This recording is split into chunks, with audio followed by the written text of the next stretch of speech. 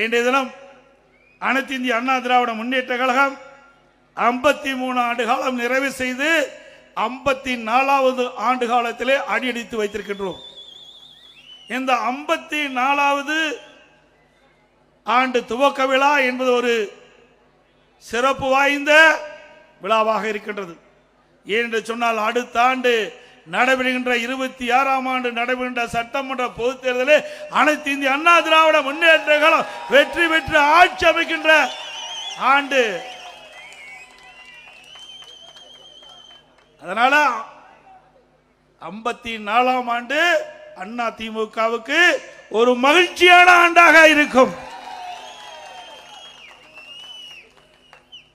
இன்றைக்கு அனைத்து இந்திய அண்ணா திராவிட முன்னேற்ற கழகம் துவங்கப்பட்டு 53 ஆண்டு காலம் நிறைவு செய்து 54வது ஆண்டு காலம் அடியெடுத்து வைத்துக் கொண்டிருக்கின்றோம்.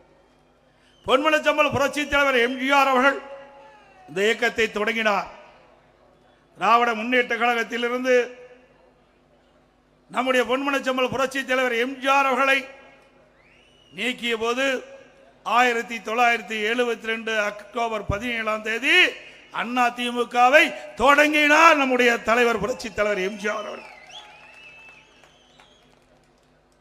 இன்றைக்கு திரு கருணாநிதி அவர்கள் பேர் அண்ணாவில் கண்ட கனவை மாறாக நடந்து கொண்ட காரணத்தினாலே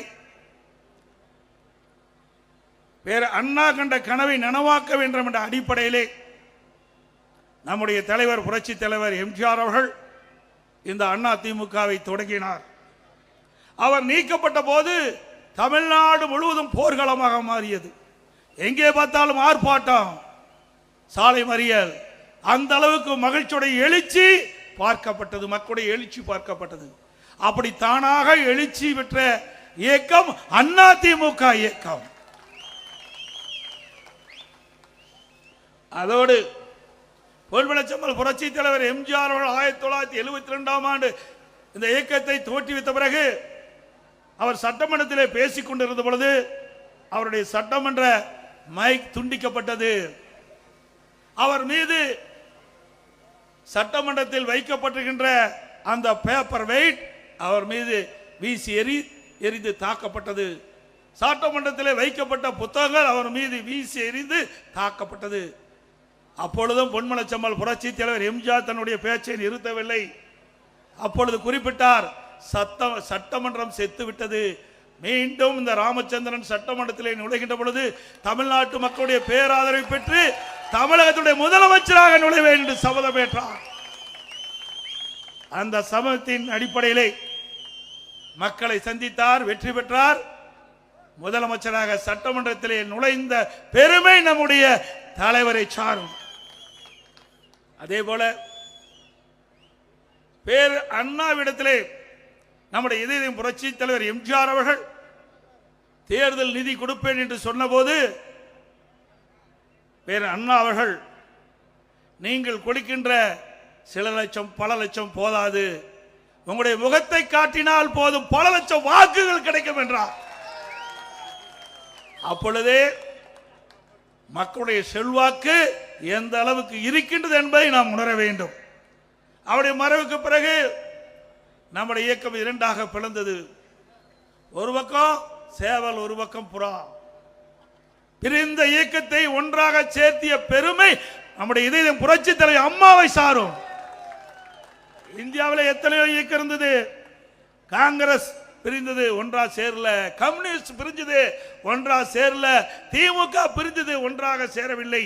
ஆனால் அனைத்து இந்திய அண்ணா திராவிட முன்னேற்ற கழகம் பிரிந்த இயக்கத்தை ஒன்றாக சேர்த்திய பெருமை மாண்புமிகு புரட்சி தலைவர் அம்மாவை சாரும். 1900 அப்பொழுது நம்முடைய இதயம் புரட்சி தலைவர் எம்ஜிஆர் அவர்கள் இதயம் புரட்சி தலைவி அம்மாவுக்கு கொள்கை பரப்பு செயலாளராக பொறுப்பை கொடுத்து தமிழ்நாடு முழுவதும் சூறாவளி சுற்றுப்பயணம் செய்து மக்களுடைய செல்வாக்கை பெற்ற தலைவி புரட்சி தலைவி அம்மா. புரட்சி தலைவர் எம்ஜிஆர் அவர்கள் இருக்கின்ற பொழுதே அனைத்து இந்திய அண்ணா திராவிட முன்னேற்ற கழகத்தை நிர்வகிக்கக்கூடிய திறமை அம்மாவிடத்தில் இருப்பதாக கண்டு அந்த கொள்கை பரப்பு செயலாளரை கொடுத்து இன்றைக்கு தனக்கு பின்னாலே இந்த இயக்கத்தை கட்டி காக்கக்கூடிய பொறுப்பை அம்மாவிடத்திலே அன்றைய தினமே புரட்சி தலைவர் எம்ஜிஆர்கள் அம்மாவை கண்டுபிடித்து ஒப்படைத்தார்கள். அதுக்கு பிறகு இரண்டாக இயக்கம் பிறந்தபோது ஒரு பக்கம் புறா ஒரு பக்கம் சேவல். அம்மா தலைமையிலே நாங்கள் இருந்தோம். சில பேர் திரு ஜானகி அம்மா பக்கம் இருந்தாங்க. அப்பொழுது சுமார் 29 பேர்கள் வெற்றி பெற்றோம். முதலிலே 27, பிறகு ஒன்றாக இணைந்த பிறகு 2, 29 பேர் வெற்றி பெற்றோம். இதே புரட்சி தலைவி அம்மா அவர்கள் எதிர்க்கட்சி தலைவராக இருந்தார். அப்பொழுது சட்டமன்றத்தில் பேசிக் கொண்டிருந்த பொழுது பெண் என்றும் பாராமல், ஒரு எதிர்க்கட்சி தலைவர் என்று பாராமல், ஒரு சட்டமீற்ற மாமன்றத்திலேயே ஒரு முதலமைச்சர் திரு கருணாநிதி அமர்ந்திருக்கின்ற பொழுது, அப்பொழுது நானும் மாண்புக அம்மா அவர்களுடைய கருணையால் நான் எடப்பாடி சட்டமன்றத்திலே வெற்றி பெற்று, சேவல் சின்னத்திலே வெற்றி பெற்று அம்மாவோடு பணியாற்றக்கூடிய சந்தர்ப்பம் எனக்கு கிடைத்தது. இன்றும் என் கண் எதிரே இந்த காட்சி இருந்து கொண்டிருக்கின்றது. அப்பொழுது அம்மா சட்டமன்றத்திலே பேசிக் கொண்டிருந்த பொழுது திடீரென்று அம்மா மீது தாக்குதல் தொடர்ந்தார்கள். புத்தகத்தை வீசி எறிந்து அம்மாவை தாக்கினார்கள். சில சட்டமன்ற உறுப்பினர்கள், சில அமைச்சர்கள் அம்மாவை தாக்கினார்கள். அம்மா தலைமுடியை பிடித்து இழுத்தார்கள். அம்மா சேலை பிடித்து இழுத்தார்கள். அப்படிப்பட்ட கோர காட்சி சட்டமீற்ற மாமன்றத்திலே நடைபெற்றுகின்ற நிகழ்வு. இப்படிப்பட்டவர்களெல்லாம் ஆட்சிக்கு வந்தால் எப்படி இருக்கும் என்பதை நாம் உணர வேண்டும். ஒரு பெண் என்று பாராமல், பிரதான எதிர்க்கட்சி தலைவர் என்று பாராமல், சட்டமீற்ற மாமன்றத்தில் இப்படிப்பட்ட ஒரு கோர காட்சி திமுக ஆட்சியிலே நடைபெற்றது. அப்பொழுது நம்முடைய இதயம் புரட்சி தலைவி அம்மா அவர்கள் சபதமேற்றார்கள். மீண்டும் இந்த சட்டமன்றத்துக்கு நுழைகின்ற பொழுது பொதுமக்களை சந்தித்து நியாயம் கேட்டு பொதுமக்கள் ஆதரவோடு நான் வெற்றி பெற்று தமிழகத்தினுடைய முதலமைச்சராக சட்டமன்றத்தில் நுழைவேன் என்று சபதமேற்றார். அதே போல மக்களை சந்தித்தார், நியாயம் கேட்டார், அதிக இடங்களில் வெற்றி பெற்றார். தமிழகத்துடைய முதலமைச்சராக சட்டமன்றத்திலே நுழைந்தார். அதுதான் அனைத்து இந்திய அண்ணா திராவிட முன்னேற்ற வரலாறு. அதே போல அம்மா மறைவுக்கு பிறகு எவ்வளவு பிரச்சனையை நாம் சந்தித்தோம். ஒன்றா இரண்டா, இதுவரை பிரச்சனை சந்தித்துக் கொண்டிருக்கின்றோம். பொன்மனச்செம்மல் புரட்சி தலைவர் எம்ஜிஆர் 1972 அக்டோபர் 17 இந்த இயக்கத்தை தோற்றுவித்ததிலிருந்து இன்று வரை அனைத்து இந்திய அண்ணா திராவிட முன்னேற்ற கழகம் பல்வேறு சோதனைகளை சந்தித்துக் கொண்டிருக்கின்றது. அத்தனை சோதனைகளும் தவிடுபடியாக்கி அதை வெற்றி படிக்கட்டாக்கி இன்றைக்கு தலை நிமிர்ந்து இருக்கின்ற ஒரே கட்சி அனைத்து இந்திய அண்ணா திராவிட முன்னேற்ற கழக கட்சி. இன்றைக்கு இந்தியாவிலும் சரி தமிழகத்திலும் சரி எத்தனையோ இயக்கங்கள் இருக்கின்றன. எந்த இயக்கத்திற்கு இப்படிப்பட்ட சோதனை வந்தது கிடையாது. பொன்மனச்செம்மல் புரட்சி தலைவர் எம்ஜிஆர் கட்சி ஆரம்பித்தது போதும் அவருக்கு சோதனை. இதே புரட்சி தலைவி அம்மாவர்கள் புரட்சி தலைவர் மறைவுக்கு பிறகு அவர் தலைமை ஏற்று இந்த கட்சி நினைத்த போதும் அவருக்கு சோதனை. ஒருமுறை பாண்டிச்சேரி தேர்தலை முடித்துக் கொண்டு அவர்கள் காரிலே சென்னைக்கு திரும்பிக் கொண்டிருந்த பொழுது மீனம்பாக்கம் விமான நிலையத்திற்கு எதிரே ஒரு லாரி அம்மா கார் மீது மோதி கொலை முயற்சி செய்த முற்பட்டார்கள். அப்பொழுதும் இறைவனர்களால் தப்பித்து மருத்துவமனை சிகிச்சை பெற்றுக் கொண்டிருந்தார்கள். அந்த சிகிச்சை கூட முழுமையாக பெற முடியாத ஒரு சூழலை திமுக அராஜக ஆட்சியிலே நடைபெற்றது. இப்படி நம்முடைய தலைவருக்கு ஏற்பட்ட கொடுமைகள், இன்னல்கள் ஏராளம்.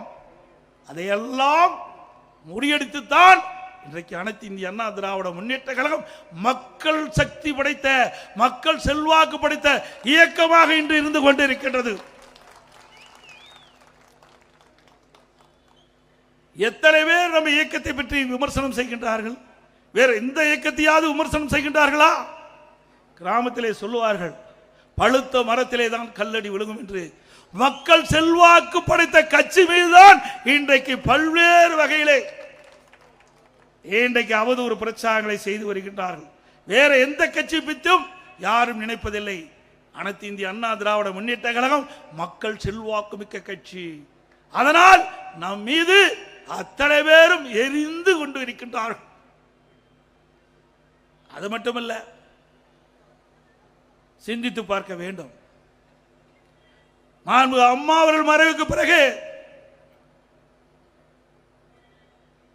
நான் முதலமைச்சராக பொறுப்பேற்கின்ற பொழுது மேதகு ஆளுநர் அவர்கள் சட்டமன்றத்திலே பெரும்பான்மை நிரூபிக்க வேண்டும் என்று ஆணை பிறப்பித்து, அந்த ஆணையின்படி சட்டப்பேரவை தலைவர்கள் என்னிடத்திலே நீங்கள் சட்டமன்றத்திலே பெரும்பான்மை நிரூபிக்க வேண்டும் என்று கேட்டுக்கொண்டார். அதன்படி சட்டப்பேரவை தலைவருடைய அறிவிப்பு கிடங்க சட்டமன்றம் கூட்டப்பட்டது.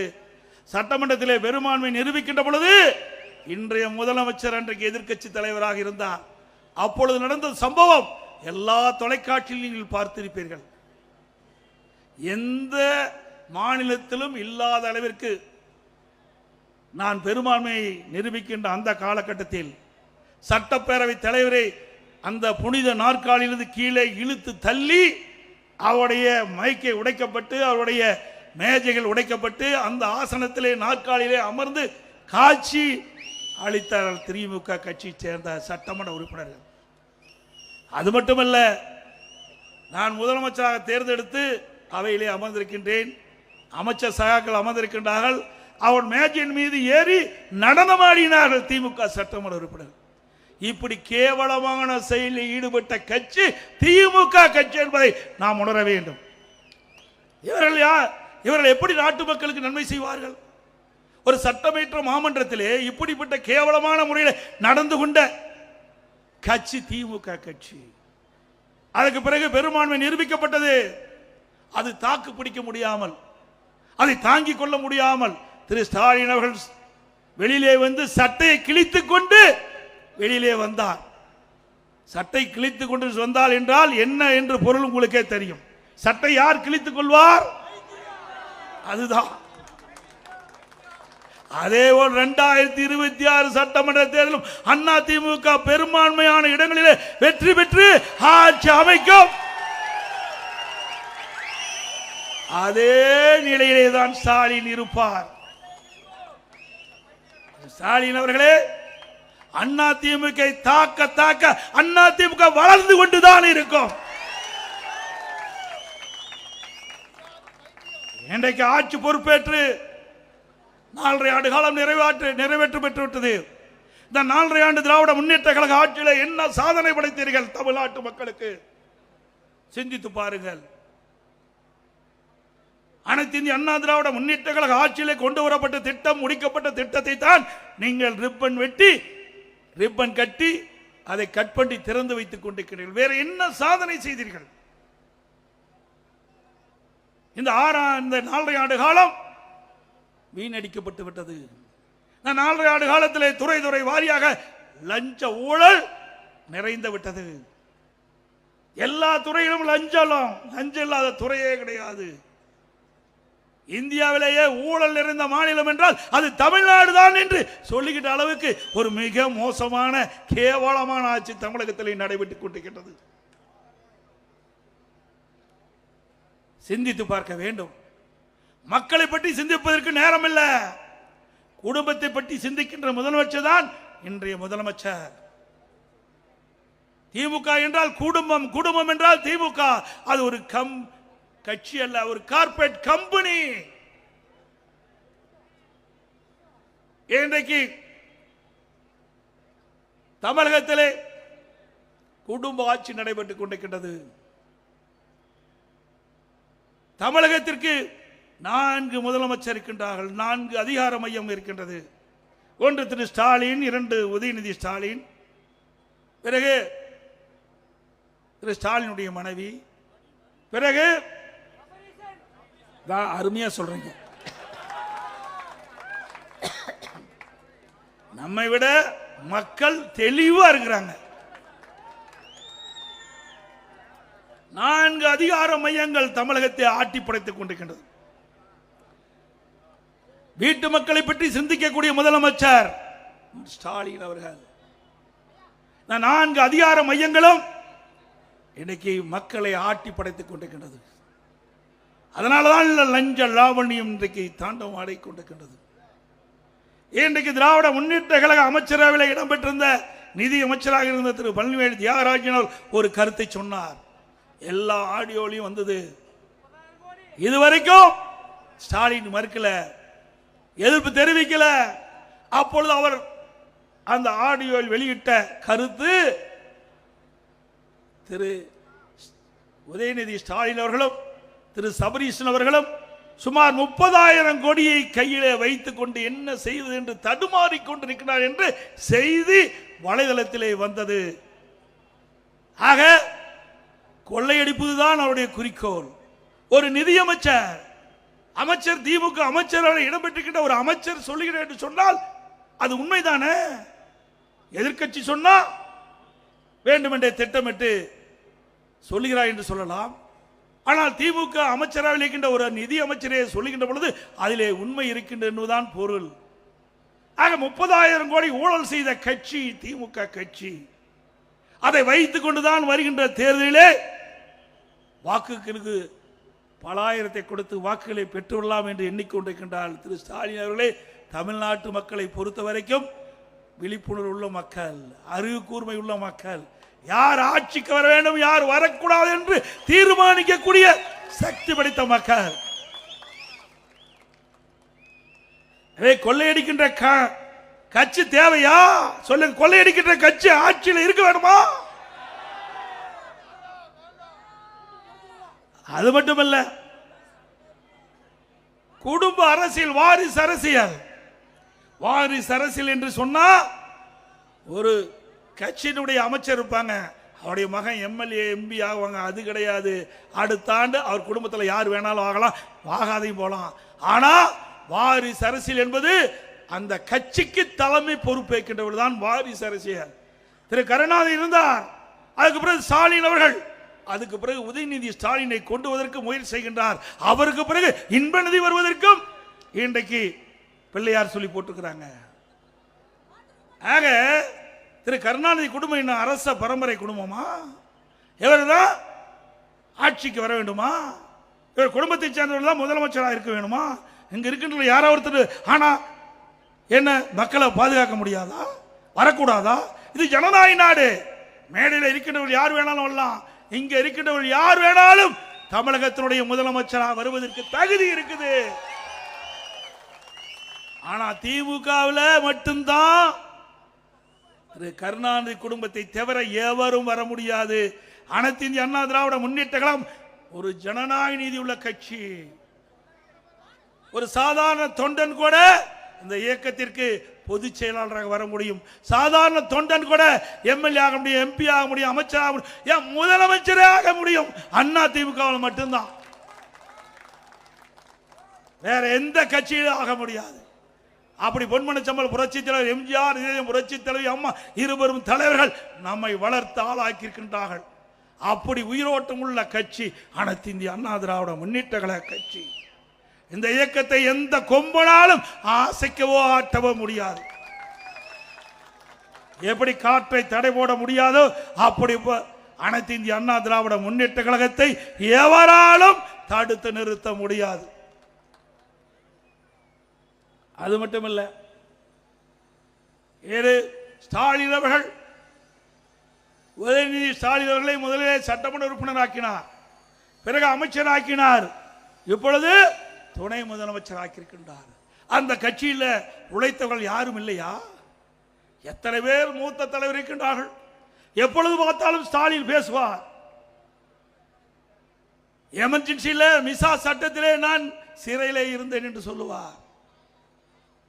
அதேபோல் அவரை விட மூத்த அமைச்சர்கள், திராவிட முன்னேற்ற கழகத்துக்காக உழைத்தவர்கள், பல முறை சிறை சென்றவர்கள், திராவிட முன்னேற்ற கழகத்திற்கு வெற்றி வாய்ப்பு பெறக்கூடிய அளவிற்கு உழைப்பு கொடுத்தவர்கள், அந்த மூத்த தலைவர் இருக்கின்ற வரிசையிலே திரு உதயநிதி ஸ்டாலின், திரு கருணாநிதியுடைய பேரன், திரு ஸ்டாலினுடைய மகன் என்ற ஒரே தகுதி தான் இருக்குது. வேற என்ன தகுதி இருக்குது? என்றைக்காவது சிறைக்கு போனது உண்டா? மக்களுக்காக போராட்டம் நடத்தது உண்டா? எதுவுமே கிடையாது. திரு கருணாநிதி குடும்பத்திலே பிறந்த என்ற ஒரே காரணத்திற்காக துணை அமைச்சராக்கியிருக்கார்கள். அந்த கட்சியிலே மற்றவர்களுக்கு இடம் கிடையாது.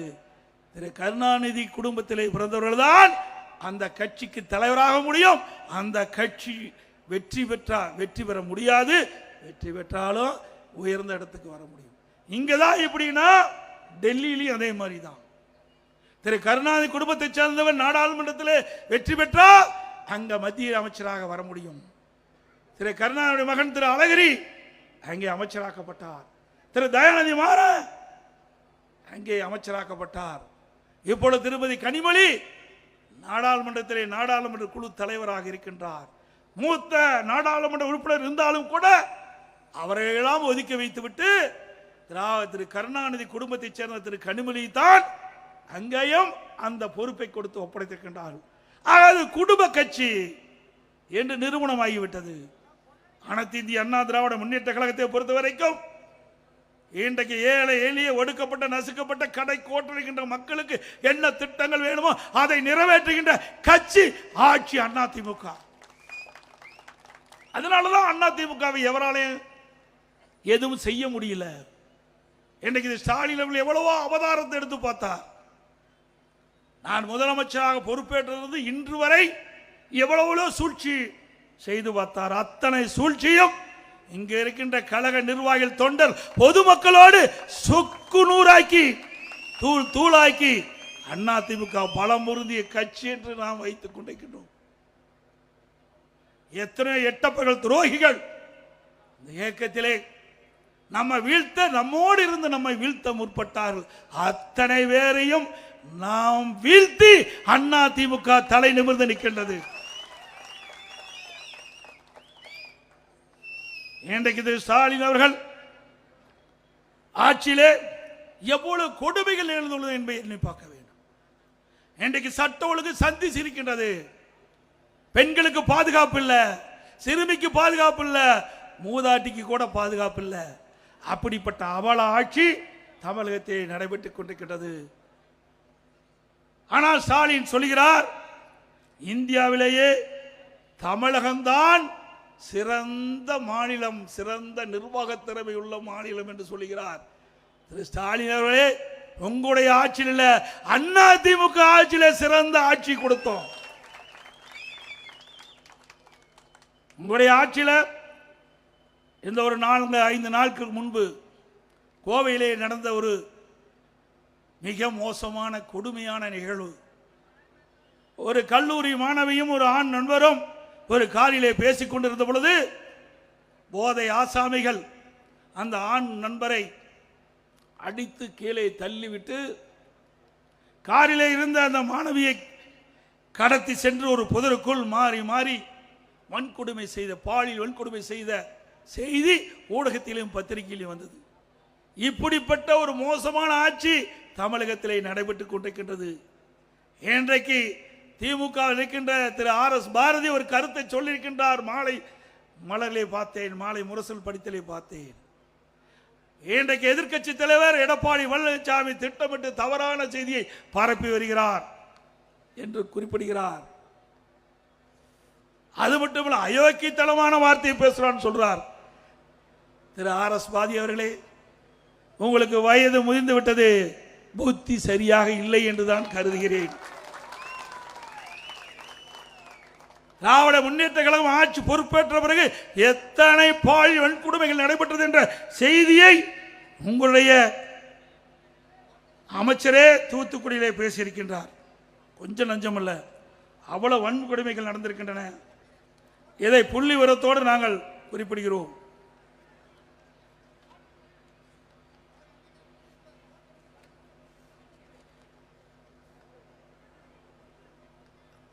அந்த பாலியல் வன்கொடுமைக்கு ஆளானவர்களுக்கு போக்சோ சட்டத்தில் பாதிக்கப்பட்டவர்களுக்கு 104 கோடி நிவாரணம் வழங்கப்பட்டதாக பெருமையாக சொல்கின்றார். அமைச்சர் அவர்களே, பாலியல் வன்கொடுமை போக்சோ சட்டம் வராத அளவிற்கு தடுத்து நிறுத்தினால் பெருமை, பாதிக்கப்பட்டவர்களுக்கு நிவாரணம் கொடுப்பதால் அது நன்மையாகிவிடாது. ஒரு பாதிப்புக்கு இல்லாமல் மக்களை பாதுகாக்க வேண்டும், பெண்களை பாதுகாக்க வேண்டும், சிறுமிகளை பாதுகாக்க வேண்டும். அதுதான் அதிமுக ஆட்சியிலே நடைபெற்றுக் கொண்டிருந்தது.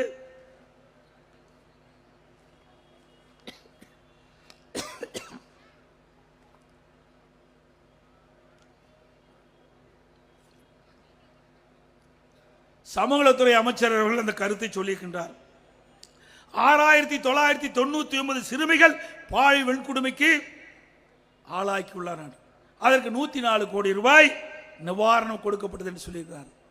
ஒரு ஆட்சி பொறுப்பேற்று 4 ஆண்டு காலத்தில் 6999 சிறுமிகள் பாலியல் வன்கொடுமைக்கு ஆளாகப்பட்டிருக்கின்றால் ஒரு ஆட்சி, அது ஒரு கேடுகட்ட ஆட்சி.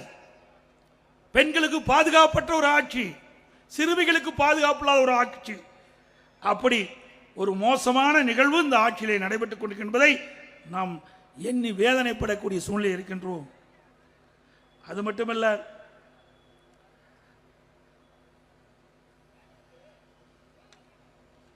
இன்றைக்கு தமிழகத்தில் போதைப்பொருள் விற்பனை சர்வதாரணமாக நடக்குது. உங்களுக்கு எல்லாம் தெரியும், கிராமத்திலிருந்து நகரம் வரை போதைப்பொருள் விற்பனை இல்லாத இடமே இல்லை, கஞ்சா இல்லாத இடமே இல்லை. எங்க பார்த்தாலும் கொலை, கொள்ளை, திருட்டு, வழிப்பறிவு, பாலியல் வன்கொடுமை நடப்பது என்று சொன்னால் அதற்கு இந்த கஞ்சா போதை ஆசாமிகளால் தான் நடக்குது. இதை கட்டுப்படுத்த வேண்டும் என்று நான் பல முறை சட்டமன்றத்திலே பிரதான எதிர்க்கட்சி என்ற முறையிலே நான் குரல் கொடுத்தேன். ஆனால் இன்றைய முதலமைச்சர் அதுக்கெல்லாம் கவனம் செலுத்தவில்லை. இன்றைக்கு தமிழ்நாடு முழுவதும் அன்றாட செய்திகள், ஊடகத்திலும் பத்திரிகையிலும் வருகின்ற செய்தி, இத்தனை கிலோ, இத்தனை டன் கஞ்சா கைப்பற்றப்பட்டது என்ற செய்தி தான் வந்து கொண்டு இருக்கின்றது. இன்றைக்கு தமிழகத்திலே போதைப் பொருள் நிறைந்த மாநிலமாக இன்றைக்கு திராவிட முன்னேற்ற கழக ஆட்சியிலே உருவாகிவிட்டது. இப்படிப்பட்ட ஒரு மோசமான ஆட்சி, இந்த போதைப் பொருள் ஆசாமியால் தான் இவ்வளவு கொடூர நிகழ்வுகள் தமிழகத்திலே நடந்து கொண்டிருக்கின்றன. அதை தடுப்பதற்கு திராணியற்ற முதலமைச்சர், காவல்துறையை வைத்துக் கொண்டிருக்கின்ற முதலமைச்சர் ஒரு கடுமையான நடவடிக்கை எடுக்கப்பட்டிருக்க வேண்டும். ஒரு பிரதான எதிர்க்கட்சி சொல்கின்ற பொழுது அந்த கருத்தை உள்வாங்கி இதை எப்படி தடுத்து நிறுத்துவது, அதற்கு என்ன உண்டான நடவடிக்கை எடுக்குது என்று ஒரு நடவடிக்கை எடுக்கப்பட்டிருந்தால் ஒரு சிறந்த முதலமைச்சர்.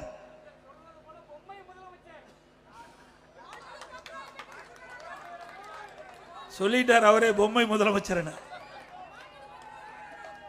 அது மட்டுமல்ல, அப்போ ஒரு டிஜிபி இருந்தார், அந்த கஞ்சாவை ஒழிப்பேன் என்று 2.0, 3.0, 4.0 ஓ போட்டு ரிட்டையர் ஆகி போயிட்டார்.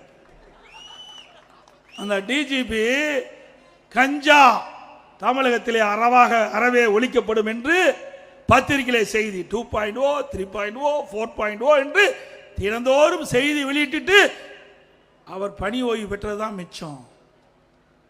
அது மட்டுமல்ல, இன்றைய தினம் சிந்தித்து பார்க்க வேண்டும். இன்றைக்கு தமிழகத்தில் பொறுப்பு டிஜிபி இருக்கிறாங்க. நிரந்தர டிஜிபி இருந்தாவே தமிழகத்தில் சட்டம் ஒழுங்கு சந்திச்சிட்டு இருக்குது. இன்றைக்கு ஒரு டிஜிபி ஓய்வு பெறுவது சொன்னால், ஓய்வு பெறுவதற்கு 3 மாதத்திற்கு முன்பாகவே தமிழ்நாடு அரசு அந்த டிஜிபி யாரெல்லாம் தகுதியார்களோ அந்த பட்டியலை தயாரித்து மத்தியில் இருக்கின்ற யூபிஎஸ்சி, அதாவது மத்திய பணியாளர் தேர்வாணையத்துக்கு அனுப்ப வேணும். அனுப்பவே இல்லை. சட்டத்தை மதிக்கிறது கிடையாது. தனக்கு வேண்டியப்பட்டவர்கள் டிஜிபி ஆக வேண்டும். அதற்காக திராவிட முன்னேற்ற கழக அரசு, திரு ஸ்டாலின் மாடல் அரசு இந்த டிஜிபி ஓய்வு பெறுகின்ற பொழுது 3 மாதத்துக்கு முன்பாக மத்தியில் இருக்கின்ற யூபிஎஸ்சிக்கு அனுப்பல பட்டியல. பிறகு நீதிமன்றம் வரை சென்ற பிறகு ஒரு பட்டியல் அனுப்புறாங்க, யூபிஎஸ்சிக்கு அனுப்புறாங்க. அந்த பட்டியலில் அப்பொழுதும் காலதாமமாகுது. உச்ச நீதிமன்றத்தில் வழக்கு வருது. உச்ச நீதிமன்றம் உடனடியாக தமிழ்நாடு அரசு நிரந்தர டிஜிபி நியமிக்க வேண்டும் என்று தீர்ப்பளிக்கிறது. அந்த தீர்ப்பின் அடிப்படையில் செயல்படுறாங்க மத்திய தேர்வு பணியாளர் தேர்வாணையம். 3 பேர் கொண்ட ஒரு பட்டியல மாநில அரசுக்கு அனுப்புறாங்க. அதை அனுப்பி கிடப்பில் போட்டாங்க.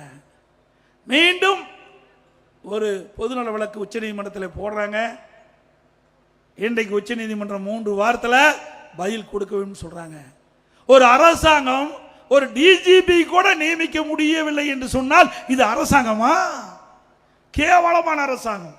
தனக்கு யார் வேண்டிப்பட்டவர்கள் என்பதை வேண்டிப்பட்டவர்கள் வர வேண்டும் என்பதற்காக ஒரு தகுதியான மூத்த டிஜிபிகளை நியமிக்க இந்த அரசு தயங்குகிறது.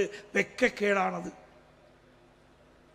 ஒரு அரசாங்கம் சிறப்பாக செயல்பட வேண்டும் என்று சொன்னால் அந்தந்த டிபார்ட்மெண்ட்ல இருக்கின்ற அதிகாரிகள் முறையாக தேர்வு செஞ்சு நியமிக்கப்பட வேண்டும். ஒரு டிஜிபி என்பது சாதாரண விஷயம் அல்ல. சட்டத்தை பாதுகாக்கக்கூடிய பொறுப்பில் இருக்கின்றவர்கள். அப்படிப்பட்ட உயர்ந்த பதவிக்கு குறித்த நேரத்தில் அந்த பணி நிரப்பப்பட வேண்டும். ஆனால் இதுவரை நிரப்பவில்லை. உச்ச நீதிமன்றம் வரை போய் உச்ச நீதிமன்றம் ஆணை பிறப்பிக்கின்றது. இதுவரை நியமிக்கப்பதா அரசாங்கம். இந்த அரசாங்கம் திரு ஸ்டாலின் அவர்களே, ஒரு திறமையற்ற முதலமைச்சர், பொம்மை முதலமைச்சர் என்று நீங்கள் நிரூபித்து காட்டிக் கொண்டிருக்கின்றீர்கள். அப்புறம் இங்க அருமை சக சொன்ன 10 ரூபாய்.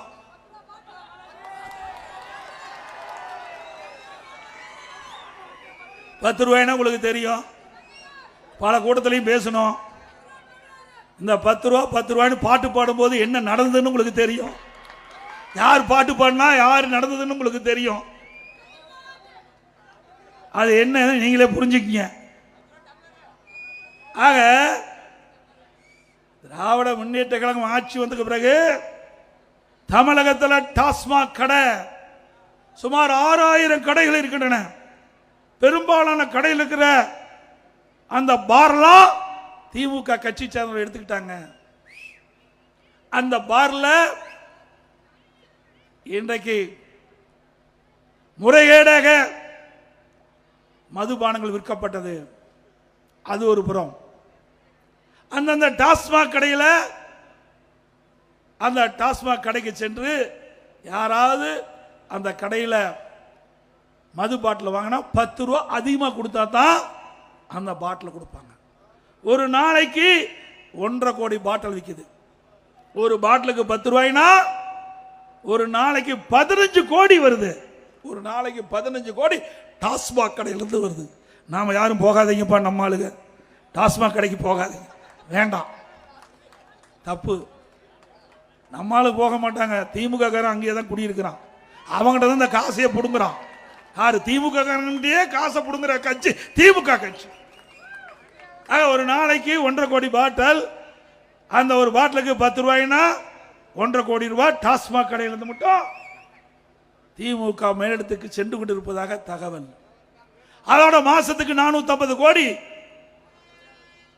கிட்டத்தட்ட வருஷத்துக்கு 5400 கோடி. அப்படி 4.5 ஆண்டுல சுமார் 24,000 கோடி இந்த டாஸ்மாக் கடையில் ஒரு பாட்டிலுக்கு 10 ரூபா வாங்கினது மட்டும் கொள்ளையடித்த அரசாங்கம் ஸ்டாலின் தலைமையில் இருக்கின்ற அரசாங்கம். நினைச்சு பாருங்க. அதுக்கு பிறகு அந்த பார்ல விற்கிறது அது தனி. அது தனியா வாங்கி கள்ள இதில் விற்கிறாங்க, பார்ல விற்கிறாங்க. இது ஒரு வருமானம். ஆக இந்த டாஸ்மாக் நிறுவனத்தின் மூலமாக கடையிலிருந்தும் சரி, பாட்டிலுக்கு 10 ரூபா வாங்கலும் சரி, அதோட பார்லிருந்தும் சரி, சுமார் 50,000 கோடி கொள்ளையடித்த கட்சி திமுக கட்சி, திமுக அரசாங்கம். அதனாலதான் இன்னைக்கு ஈடி டாஸ்மாக் நிறுவனத்தில் பூந்து அதில் 1000 கோடி முறைகேடு நடைபெற்றதாக கண்டுபிடிச்சாங்க. திமுக ஏதோ பேசி சமாளித்துட்டு இருக்கிறாங்க. விரைவில் உண்மை வெளிவரும். மீண்டும் அண்ணா திமுக ஆட்சி அமைந்தவுடன் இதை முழுமையாக விசாரிக்கப்படும். சட்ட நிதியாக யார் தவறு செய்யலோ அவர் மீது உரிய நடவடிக்கை எடுக்கப்படும். இதுதான் எப்படின்னா, மின்சார துறையில டிரான்ஸ்பாரம் அதுல கொள்முதல் செய்யறாங்க. அதுக்கு டெண்டர் விட்டாங்க. அந்த டெண்டர் சுமார் 32 டெண்டர் என்று நான் நினைக்கிறேன். 32 டெண்டரும் ஒரே ரேட். அதாவது ஒரு டிரான்ஸ்பாரத்துக்கு 5000, ஒரு உதாரணத்துக்கு சொல்றேன், ஒரு 5500 ரூபாய்னா 32 டெண்டரும் 5500 ரூபாய். எங்கேயாவது இப்படிப்பட்ட அதிசயம் உண்டா? நினைச்சு பாருங்க எப்படி எல்லாம் கொள்ளையடிக்கிறாங்க. எதுக்கும் அஞ்சல, எதுக்கும் பயம் இல்ல, சட்டத்துக்கும் பயம் இல்ல, மக்களிடத்திலையும் பயம் இல்ல. எதுல எப்படி கொள்ளையடிக்க வேணுமோ அதையெல்லாம் கொள்ளையடிக்கின்ற கைதேர்ந்த கட்சி திமுக கட்சி, திமுக அரசாங்கம். இப்ப நீதிமன்றத்தில் இருக்குது. சிந்திச்சு பாருங்க, மக்களுடைய பணம் எப்படியெல்லாம் அந்த திமுக குடும்பத்துக்கு போய்கொண்டிருந்ததை நம்ம எண்ணி பார்க்க வேண்டும். அதோட நம்முடைய இது பேரூராட்சி, நகராட்சி, மாநகராட்சியில் வரி வசூல் பண்ணுவாங்க, கிராமத்திலேயே வரி வசூல் பண்ணுவாங்க. திமுக ஆட்சிக்கு பிறகு வீட்டுக்கு 100% வரி உயர்த்திட்டாங்க, கடைக்கு 150% உயர்த்திட்டாங்க. இந்த வரி உயர்வினால் மக்களுக்கு தேவையான அடிப்படை வசதி செய்து கொடுப்பதுதான் இந்த வரி போட்டாங்க. இந்த வரியிலையும் ஊழல் செய்த கட்சி திமுக கட்சி. நீங்க மதுரை மாநகராட்சியில் 200 கோடி இந்த வரி வருவாயிலிருந்து ஊழல் செஞ்சிருக்கிறாங்க. எப்படி வருவாய்? ஆட்டுக்கும் மாட்டுக்கு வரி போட்டாங்க, பன்னிக்கு வரி போட்டாங்க. அந்த பன்னிக்கு போட்ட வரியில் கூட ஊழல் செய்த கட்சி, வெட்கமில்லாத ஆண்டு கொண்டிருக்கிற கட்சி திமுக கட்சி. சிந்திச்சு பாருங்க, யாரு? திமுக ஆட்சி, திமுக மேயர், திமுகவே ஊழலை கண்டுபிடிச்சிருக்குது. நாம சொல்லல, திமுக அரசாங்கமே ஊழல் கண்டுபிடித்து வெளியிலே வெளியிடப்பட்டதுதான் நான் சொல்றேன். அது மட்டுமல்ல, அந்த மாநகராட்சியில் இருக்கின்ற அந்த 5 மண்டல குழு தலைவர் ராஜினாமா, நிலைக்குழு உறுப்பினர் 2 பேர், அந்த குழு 2 பேர் ராஜினாமா. அந்த மேயர் இப்ப ராஜினாமா செஞ்சுட்டாங்க. இன்ன வரைக்கும் மேயரை எடுக்க முடியல, தேர்ந்தெடுக்க முடியல. உள்கட்சி பூசல், எல்லாம் பங்கு பிரிக்கிறதுல பிரச்சனை. அங்க இருக்கிற கவுன்சிலுக்குள்ள, திமுக கவுன்சிலுக்குள்ள இன்னைக்கு போராட்டம், யாருக்கு எவ்வளவு பங்கு பிரிக்க வேண்டும் என்று போராட்டம் நடந்துட்டு. இன்னும் அந்த மேயர் ராஜினாமா செஞ்ச பிறகு மதுரையிலே மேயர் தேர்தல் நடத்த முடியல. மேயருடைய கணவர் இன்றைக்கு சிறையில் இருக்கின்றார். இப்படிப்பட்ட கொடுமையான ஆட்சி, ஊழல் ஆட்சி திமுக ஆட்சி. இது திமுகவுக்கு இது ஒரு சான்று. நாம சொல்லல, எதிர்கட்சி சொல்லல, திமுக ஆளுகின்ற அரசாங்கம் அதை கண்டுபிடிச்சு இதனைக்கு வெளியிட்டிருக்குது. இங்கதான் எப்படின்னா திண்டுக்கல் மாநகராட்சியில் 4.5 கோடி ஊழல். சேலத்தில் எவ்வளவு ஊழல் நடந்திருக்குன்னு தெரியல. நம்ம ஆட்சிக்கு வந்து வருதுதான் அதையும் கண்டுபிடிக்கணும். அதே போல காஞ்சிபுரத்தில் அங்கேயும் இப்படித்தான் பங்கு பிரித்தல் ஊழல். கோவையிலையும் அதே மாதிரி, திருநெல்வேலியிலையும் அதே மாதிரி. இந்த மாநகராட்சியெல்லாம் பங்கு பிரிப்பில் ஏற்பட்ட பிரச்சனை அங்கங்க பத்திரிகையிலே செய்தி வந்திருக்குது. இப்படிப்பட்ட ஊழல் ஆட்சி தான் திமுக ஆட்சி என்பதை மக்கள் புரிந்து கொள்ள வேண்டும். இன்றைக்கு திராவிட முன்னேற்ற கழகத்தில் உள்ளாட்சியில் பணி நியமனம் எல்லா பத்திரிகைகளும் உங்களுக்கு பார்த்துருப்பீங்க. பாரு, அருமையா சொல்றாரு. அப்ப நீயே வந்து பேசலாம் எனக்கு பதிலா. இதையெல்லாம் மக்களிடத்தில் சொல்ல வேணும். கிராமம் பூரா, நகரம் பூரா, வீதி வீதியா இந்த ஊழல் பிரச்சனையை எடுத்து சொல்ல வேணும். கிட்டத்தட்ட 800 கோடி ஊழல், 888 கோடி ஊழல் கண்டுபிடித்திருக்கிறாங்க. இந்த பதவி கொடுப்பதற்கு, பணி ஆணை வழங்குவதற்கு உள்ளாட்சி அமைச்சர் திரு நேரு அவர்கள் 888 கோடி ஊழல் நடைபெற்றதாக பத்திரிகையிலே வலைதளம் செய்தி வந்திருக்குது. இது இன்ன வரைக்கும் மறுக்கல. அந்த அமைச்சர் அங்க டெல்டா மாவட்டத்தில் பொறுப்பா இருக்கிறார். அங்க பேசுறார், ஒரு நிகழ்ச்சியில், திமுக நிகழ்ச்சியில் பேசுறார். என்னைத்தான் குற்றம் சுமத்திட்டு இருக்கிறாங்க அப்படின்னு. ஆமா, தவறு செஞ்சா குற்றம் சுமத்த தான் செய்வாங்க. நீ நிரபராதி நியமிங்க. ஏன் எங்க மேலாம் வழக்கு போடல? எங்க மேல வழக்கு போட்டா எவ்வளவு சிரிப்பு, எவ்வளவு ஆனந்தம், எவ்வளவு பேச்சு. எடப்பாடி பழனிசாமி நெடுஞ்சாலை துறையிலே 4800 கோடி ஊழல் போட்டீங்கல்ல, நான் நீதிமன்றத்துக்கு போய் நிரபராதி என்று நிரூபித்து வந்து மக்கள் முன்னிக்கிறேன். அந்த தெம்பு திராணி உங்களிடத்தில் இருக்குதா?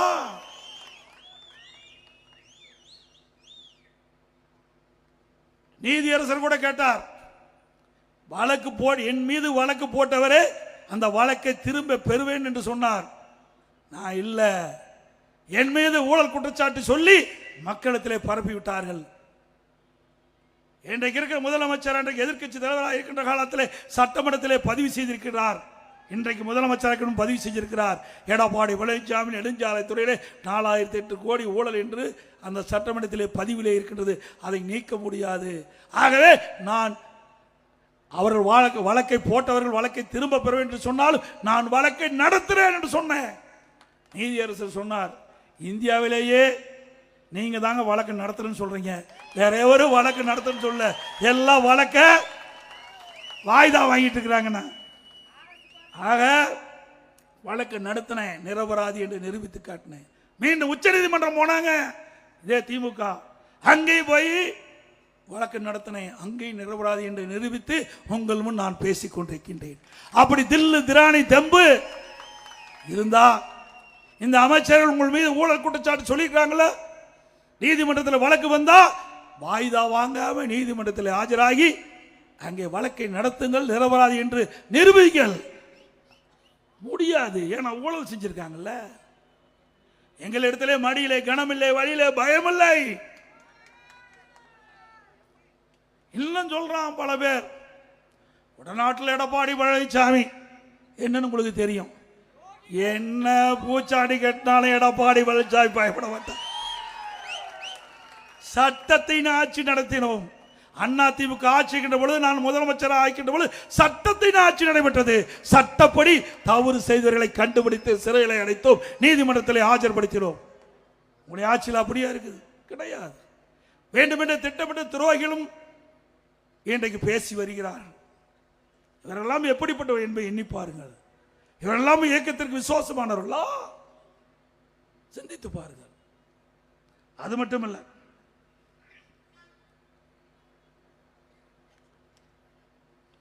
இன்னைக்கு திராவிட முன்னேற்ற கழகம் ஆட்சிக்கு வந்த பிறகு விலைவாசி விண்ணை முட்டுகின்ற அளவுக்கு உயர்ந்துட்டது.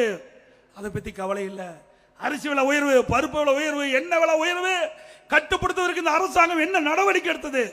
இதே அனைத்து இந்திய அண்ணா திராவிட முன்னேற்ற கழகம் ஆட்சிக்கின்ற பொழுது, நான் முதலமைச்சராக பதவியில் இருக்கின்ற பொழுது, இப்படி உணவுப் பொருட்கள் விலை ஏறுகின்ற பொழுது உணவு அந்த விலை ஏற்றத்தை தடுப்பதற்கு விலை கட்டுப்பாட்டு நிதியம் என்று ஒரு நிதி ஒதுக்கினேன். 100 கோடி ஒதுக்கி எந்த உணவுப் பொருள் விலை ஏறுது, புளி விலை ஏறுதா, உடனே எந்த மாவட்டத்தில் எந்த மாநிலத்தில் புளி விலை குறைவாக இருக்குது அங்கே கொள்முதல் செஞ்சு தமிழ்நாட்டில் விலை ஏறாமல் பார்த்துக்கிட்டோம். பருப்பு விலை உயருதா, எந்த மாநிலத்தில் பருப்பு விலை குறைவு அங்கே போய் நம்முடைய கூட்டுறவுத்துறை அதிகாரிகள் கொள்முதல் செஞ்சு தமிழ்நாட்டுக்கு கொண்டு வந்து பருப்பு விலை உயராமல் பார்த்துக்கிட்டோம். இப்படி மக்கள் பாதிப்பு அடையக்கூடாது என்று இதற்கென்று ஒரு தனி நிதி ஒதுக்கி அந்த உணவுப் பொருளை கட்டுப்பாட்டுகள் வச்சிருந்தோம். இந்த ஆட்சியில் எதுவுமே கிடையாது. அரிசி விலை அண்ணா திமுக ஆட்சிக்கு திமுக ஆட்சிக்கு ஒரு கிலோவுக்கு 20 ரூபாய் ஏறி போச்சு. கடல் எண்ணெய் 60 ரூபாய் ஏறி போச்சு. பருப்பு 56 ரூபாய் ஏறி போச்சு ஒரு கிலோவுக்கு. அதையெல்லாம் இந்த அரசு கட்டுப்படுத்துவதற்கு ஏதாவது நடவடிக்கை எடுத்ததா? ஏழை எளிய ஒடுக்கப்பட்ட தாழ்த்தப்பட்ட மக்கள், இன்றைக்கு மக்கள் படுகின்ற துன்பத்தை இந்த அரசாங்கம் எண்ணி பார்த்ததா? எதுவுமே கிடையாது. முழுக்க முழுக்க குடும்பம். அந்த குடும்பத்தில் என்ன வருமானம் வருது, என்னதான் சிந்திக்கிறாங்க? இன்றைக்கு முதலமைச்சரும் சுகாதாரத்துறை அமைச்சரும் அங்க நடைபயணம் மேற்கொண்டிருக்கிற பொழுது அப்போ முதலமைச்சர் கேட்கிறார். அப்போ உதயநிதி ஒரு படம் நடிச்சுட்டு வெளியே வந்தது. அப்போ என்ன படம்? கழக தலைவன் ஒரு படம் வந்தது. அப்போ ஸ்டாலின் கேட்கிறாரு, என்ன எவ்வளவு வசூலாகிருக்குதுன்னு.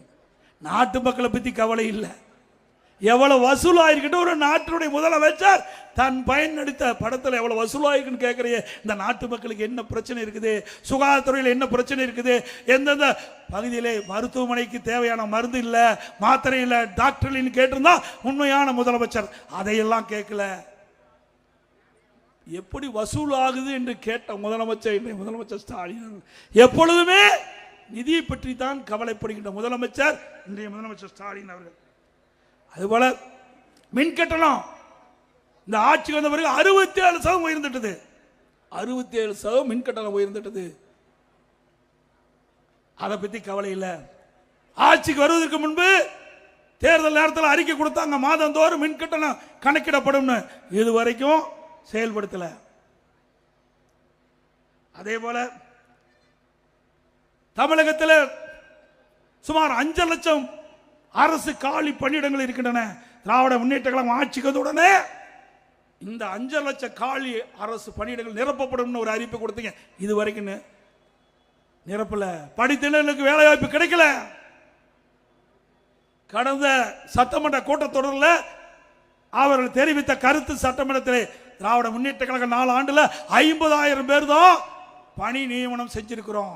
அரசு பணி நியமனத்தில் 50,000 தான் அரசு பணியிடங்கள் நிரப்பப்பட்டிருக்குது. ஆக அவள் குறிப்பிட்டது 5.5 லட்சம் பேருன்னு. ஆனா இந்த 4.5 ஆண்டு காலத்தில் சுமார் 75,000 பேர் பணி ஓய்வு பெற்றிருக்கிறாங்க. பணி ஓய்வு பெற்றது 75,000 பேர். பணியாணை வழங்கினது 50,000 பேர். அதுல 25,000 பேர் கூடுதல் ஆகிப்போச்சு. அப்போ தமிழகத்தில் 5,75,000 பேர் அரசு காலி பணியிடங்கள் இருக்குது, நிரப்பல. அத்தனையும் பொய் வாக்குறுதி. அதோட அரசு ஊழியர்களுக்கு திராவிட முன்னேற்ற கழகம் ஆட்சிக்கு வந்தால் பழைய ஓய்வு திட்டத்தை நிறைவேற்ற என்று பல அறிவிப்பு கொடுத்தாங்க. படித்தவர்களையும் ஏமாத்தினாங்க, படிக்காத மக்களையும் ஏமாத்த ஒரே கட்சி திமுக கட்சி ஒண்ணுதான். அந்த அரசு ஊழியர்கள் நம்பினாங்க. ஆஹா, திராவிட முன்னேற்ற கழகம் ஆட்சிக்கு வந்தா, திராவிட முன்னேற்ற கழக தேர்தல் அறிக்கையில் குறிப்பிட்டவாறு அந்த அறிவிப்புக்கு இணங்க திரு ஸ்டாலின் அவர்கள் அந்த பழைய ஓய்வு திட்டத்தை நிறைவேற்றுவேன்னு சொன்னாங்க.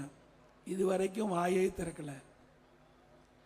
ஆகவே அரசு அதிகாரி எண்ணி பார்க்க வேண்டும். அனைத்து இந்திய அண்ணா திராவிட முன்னேற்ற கழகம் ஒன்றுதான் உங்களுக்கு பாதுகாப்பாக இருக்கும் என்பதை இந்த நேரத்தில் எண்ணி பார்க்க வேண்டும்.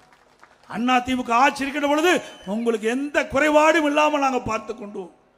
7வது சம்பள ஊதிய குழு உரிய நேரத்தில் உயர்த்தி கொடுத்த அரசாங்கம் அண்ணா திமுக அரசாங்கம். கொரோனா காலம் 1 வருடம் ஆசிரியர்களும் சரி, அரசு ஊழியர்களும் சரி, அந்த கொரோனா காலத்தில் பணிக்கு செல்ல வேண்டாம், முழு சம்பளத்தையும் வழங்கிய ஒரே அரசாங்கம் அண்ணா திமுக அரசாங்கம். கேரளா, கர்நாடகா, தெலுங்கானா அங்கெல்லாம் பணிக்கு வராத காலத்தில் ஒரு 30-35% சம்பளத்தில் பிடித்தம் செஞ்சாங்க. ஆனா தமிழ்நாடு அரசு, அம்மாவுடைய அரசு, ஆசிரியர்களுக்கும் சரி, அரசு ஊழியர்களுக்கும் சரி, 1 ரூபா கூட சம்பளத்தை பிடிக்காமல் முழு சம்பளத்தை அரசு ஊழியர்களுக்கு வழங்கிய ஒரே அரசாங்கம் அண்ணா திமுக அரசு. அது மட்டுமல்ல, அந்த காலகட்டத்தில், கொரோனா காலகட்டத்தில் நீங்கள் பள்ளிக்கு வர வேண்டியதில்லை என்று அவர்களுக்கு வீட்டிலே இருந்து ஓய்வு எடுக்கக்கூடிய சூழ்நிலையும் உருவாக்கி தந்தோம். ஆனால் திமுக ஆட்சிக்கு வந்த பிறகு ஒரு 3-4 மாதம் இந்த கொரோனா அப்படியே கண்டினியூ. அந்த கொரோனா இருந்தது. அந்த காலகட்டத்தில் ஆசிரியர்கள்லாம் பள்ளிக்கு வர வேண்டும். அந்த பள்ளியில், பள்ளிக்கூடத்தில் இருக்கிற மாணவர்கள் இல்லை, ஆனால் ஆசிரியர்கள் மட்டும் பள்ளியில் வந்து அங்கேயே தங்கி இருக்க வேண்டும். அந்த 4 மாத காலத்தில் பள்ளியிலே மாணவர் இல்லாமல் மன உளைச்சலுக்கு ஆசிரியர்கள் ஆனார்கள். இதுதான் அரசு ஊழியர்கள் எண்ணி பார்க்க வேண்டும். அண்ணா திமுகவுக்கும் திமுகவுக்கும் உள்ள வித்தியாசம். அதே போல விவசாயிகள் ஏற்றம் பெற வேண்டும் என்பதற்காக 2 முறை 5 ஆண்டுல 2 முறை விவசாயிகள் தொடக்க வேளாண் கூட்டுறவு கடன் சங்கத்திலே வாங்கிய பயிர் கடன் 2 முறை தள்ளுபடி செஞ்சோம். 2 முறை தள்ளுபடி செஞ்சோம். அதுபோல விவசாயிகள் பயனடைவதற்காக குடிமராமத்து திட்டம், ஏரி, குளம், குட்டை எல்லாம் தூர்வாரணும். அண்ணா திமுக ஆட்சியில் சுமார் 6000 ஏரிகள் தூர்வாரணம். பொதுப்பணித்துறையின் சார்பாக 6000 ஏரிகள் தூர்வாரப்பட்டு மழை காலத்தில் பெய்கின்ற நீர் சிந்தாமல் அனைத்தும் சேமித்து வைத்தோம். ஊராட்சி ஒன்றியம், குளம், குட்டை 26,000 ஏரிகள் அத்தனையும் தூர்வாரி இன்றைக்கு மழை காலத்திலே தண்ணீரை தேக்கி வைத்து நிலத்தடி நீரை உயர்த்தி விவசாயத்துக்கு தேவை நீர், குடிப்பதற்கு தேவை நீரை உருவாக்கி தந்த அரசாங்கம் அண்ணா திமுக அரசாங்கம். அந்த திட்டத்தையும் கைவிட்டுட்டீங்க.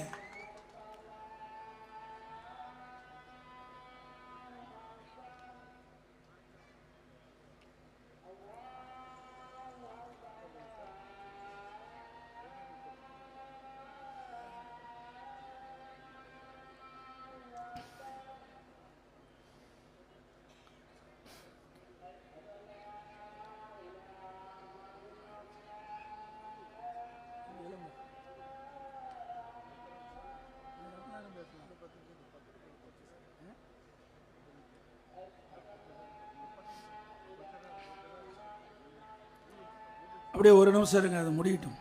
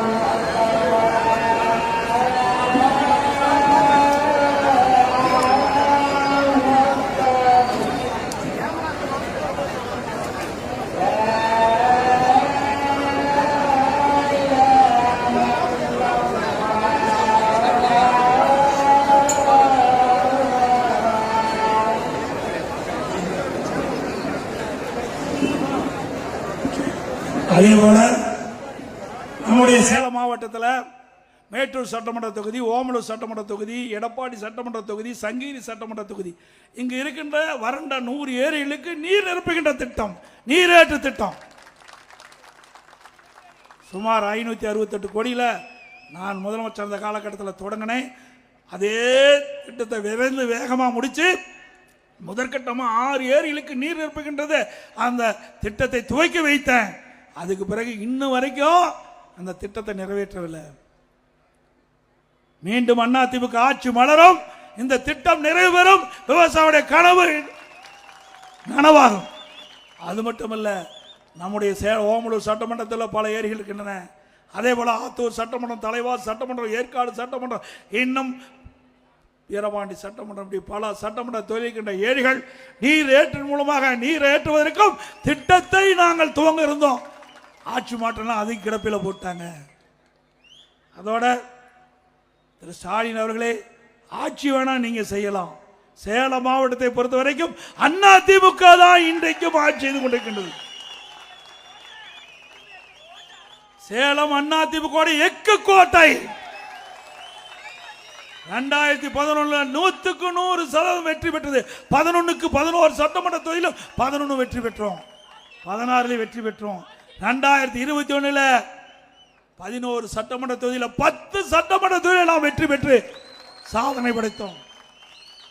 இன்றைக்கு தமிழகத்திலே இரட்டை இலக்கிலே வெற்றி பெற்ற ஒரே மாவட்டம் சேலம் மாவட்டம். அது மட்டுமல்ல, இன்றைக்கு அனைத்து இந்திய அண்ணா திராவிட முன்னேற்ற கழக ஆட்சியில் இருக்கின்ற காரணத்தினால்தான் ஏழை எளிய ஒடுக்கப்பட்ட இன்றைக்கு பட்டியலின மக்கள் உயர்ந்த நிலைக்கு வர வேண்டும் என்ற அடிப்படையில் இன்றைக்கு அரசு பள்ளியில் படிக்கின்ற மாணவர்கள் அவருடைய கனவு மருத்துவராக வேண்டும், அந்த கனவை நனவாக்க வேண்டும் என்ற அடிப்படையில் அதிமுக அரசு செய்கின்ற பொழுது நான் முதலமைச்சர் இருந்த காலகட்டத்தில் எதிர்கட்சிகள் கோரி வைக்கல, பொதுமக்கள் கோரிக்கை வைக்கல. அனைத்து இந்திய அண்ணா திராவிட முன்னேற்ற கழக அரசு அந்த ஏழை குடும்பத்திலே பிறந்த மாணவ மாணவியுடைய எண்ணங்களை நிறைவேற்றுகின்ற விதமாக 7.5% உள்ளிடஒதுக்கீடை கொண்டு வந்து சட்டம் இயற்றப்பட்டு அமுல்படுத்தப்பட்டு இன்றைக்கு சுமார் 2650 பேர் மருத்துவ கல்வி படித்துக் கொண்டிருக்கின்றார்கள். சேலம் மாவட்டத்தில் மட்டும் சுமார் 300க்கும் மேற்பட்ட மாணவ மாணவிகள், அரசு பள்ளியை படித்த மாணவ மாணவிகள் இன்றைக்கு மருத்துவ கல்வியில் இடம் கிடைத்து இன்றைக்கு மருத்துவ கல்வி படித்து வருகிறார்கள். இந்த 7.5% உள்ளிடஒதுக்கீட்டில் தேர்வு செய்தவர்கள் ஏழை குடும்பத்தைச் சேர்ந்தவர்கள். அவர்கள் மருத்துவ கல்வி கட்டணம் கட்ட முடியாது. அப்படிப்பட்ட நிலைமை அறிந்தவுடன், என்னுடைய கவனத்திற்கு வந்தவுடன், இந்த திட்டத்தின் மூலமாக தேர்வு செய்யப்பட்ட மாணவர்கள் ₹1 கட்டணம் இல்லாமல் அத்தனையும் அரசாங்கமே அவர்களுக்கு கட்டணத்தை செலுத்தி அவர்கள் மருத்துவ கல்வி கற்க ஒரு வாய்ப்பை உருவாக்கி தந்த அரசாங்கம் அதிமுக அரசாங்கம். அதிமுக ஆட்சியில் தான் ஒரே ஆண்டில் 11 அரசு மருத்துவக் கல்லூரியை கொண்டாந்தோம். அம்மா இருக்கும்போது 6, அனைத்து இந்திய அண்ணா திராவிட முன்னேற்ற கழகம் 10 ஆண்டுல 17 அரசு மருத்துவக் கல்லூரி மருத்துவமனை கொண்டாந்திருக்கிறோம். அதே போல 67 கலை மற்றும் அறிவியல் கல்லூரி கொண்டு வந்து ஏழை எளிய குடும்பத்திலே பிறந்த மாணவ மாணவி குறைந்த கட்டணத்திலே பட்டப்படிப்பு படிக்கக்கூடிய சூழ்நிலையை உருவாக்கி தந்த அரசாங்கம் அதிமுக அரசாங்கம். அதே போல 21 பாலிடெக்னிக் கல்லூரி, 5 கால்நடை மருத்துவக்கல்லூரி ஆராய்ச்சி நிலையம், 5 வேளாண்மை கல்லூரி, 7 சட்டக்கல்லூரி, சேலத்திலையும் சட்டக்கல்லூரியை நாம் கொடுத்திருக்கின்றோம். எண்ணி பார்க்க வேண்டும். இப்படி அதிகமான கல்லூரியை திறந்ததின் விளைவு கிராமத்திலிருந்து நகரம் வரை ஏழை குடும்பத்தில் பிறந்த மாணவனை குறைந்த கட்டணத்திலே பட்ட படிப்பு படிக்க சூழலை உருவாக்கி தந்தோம்.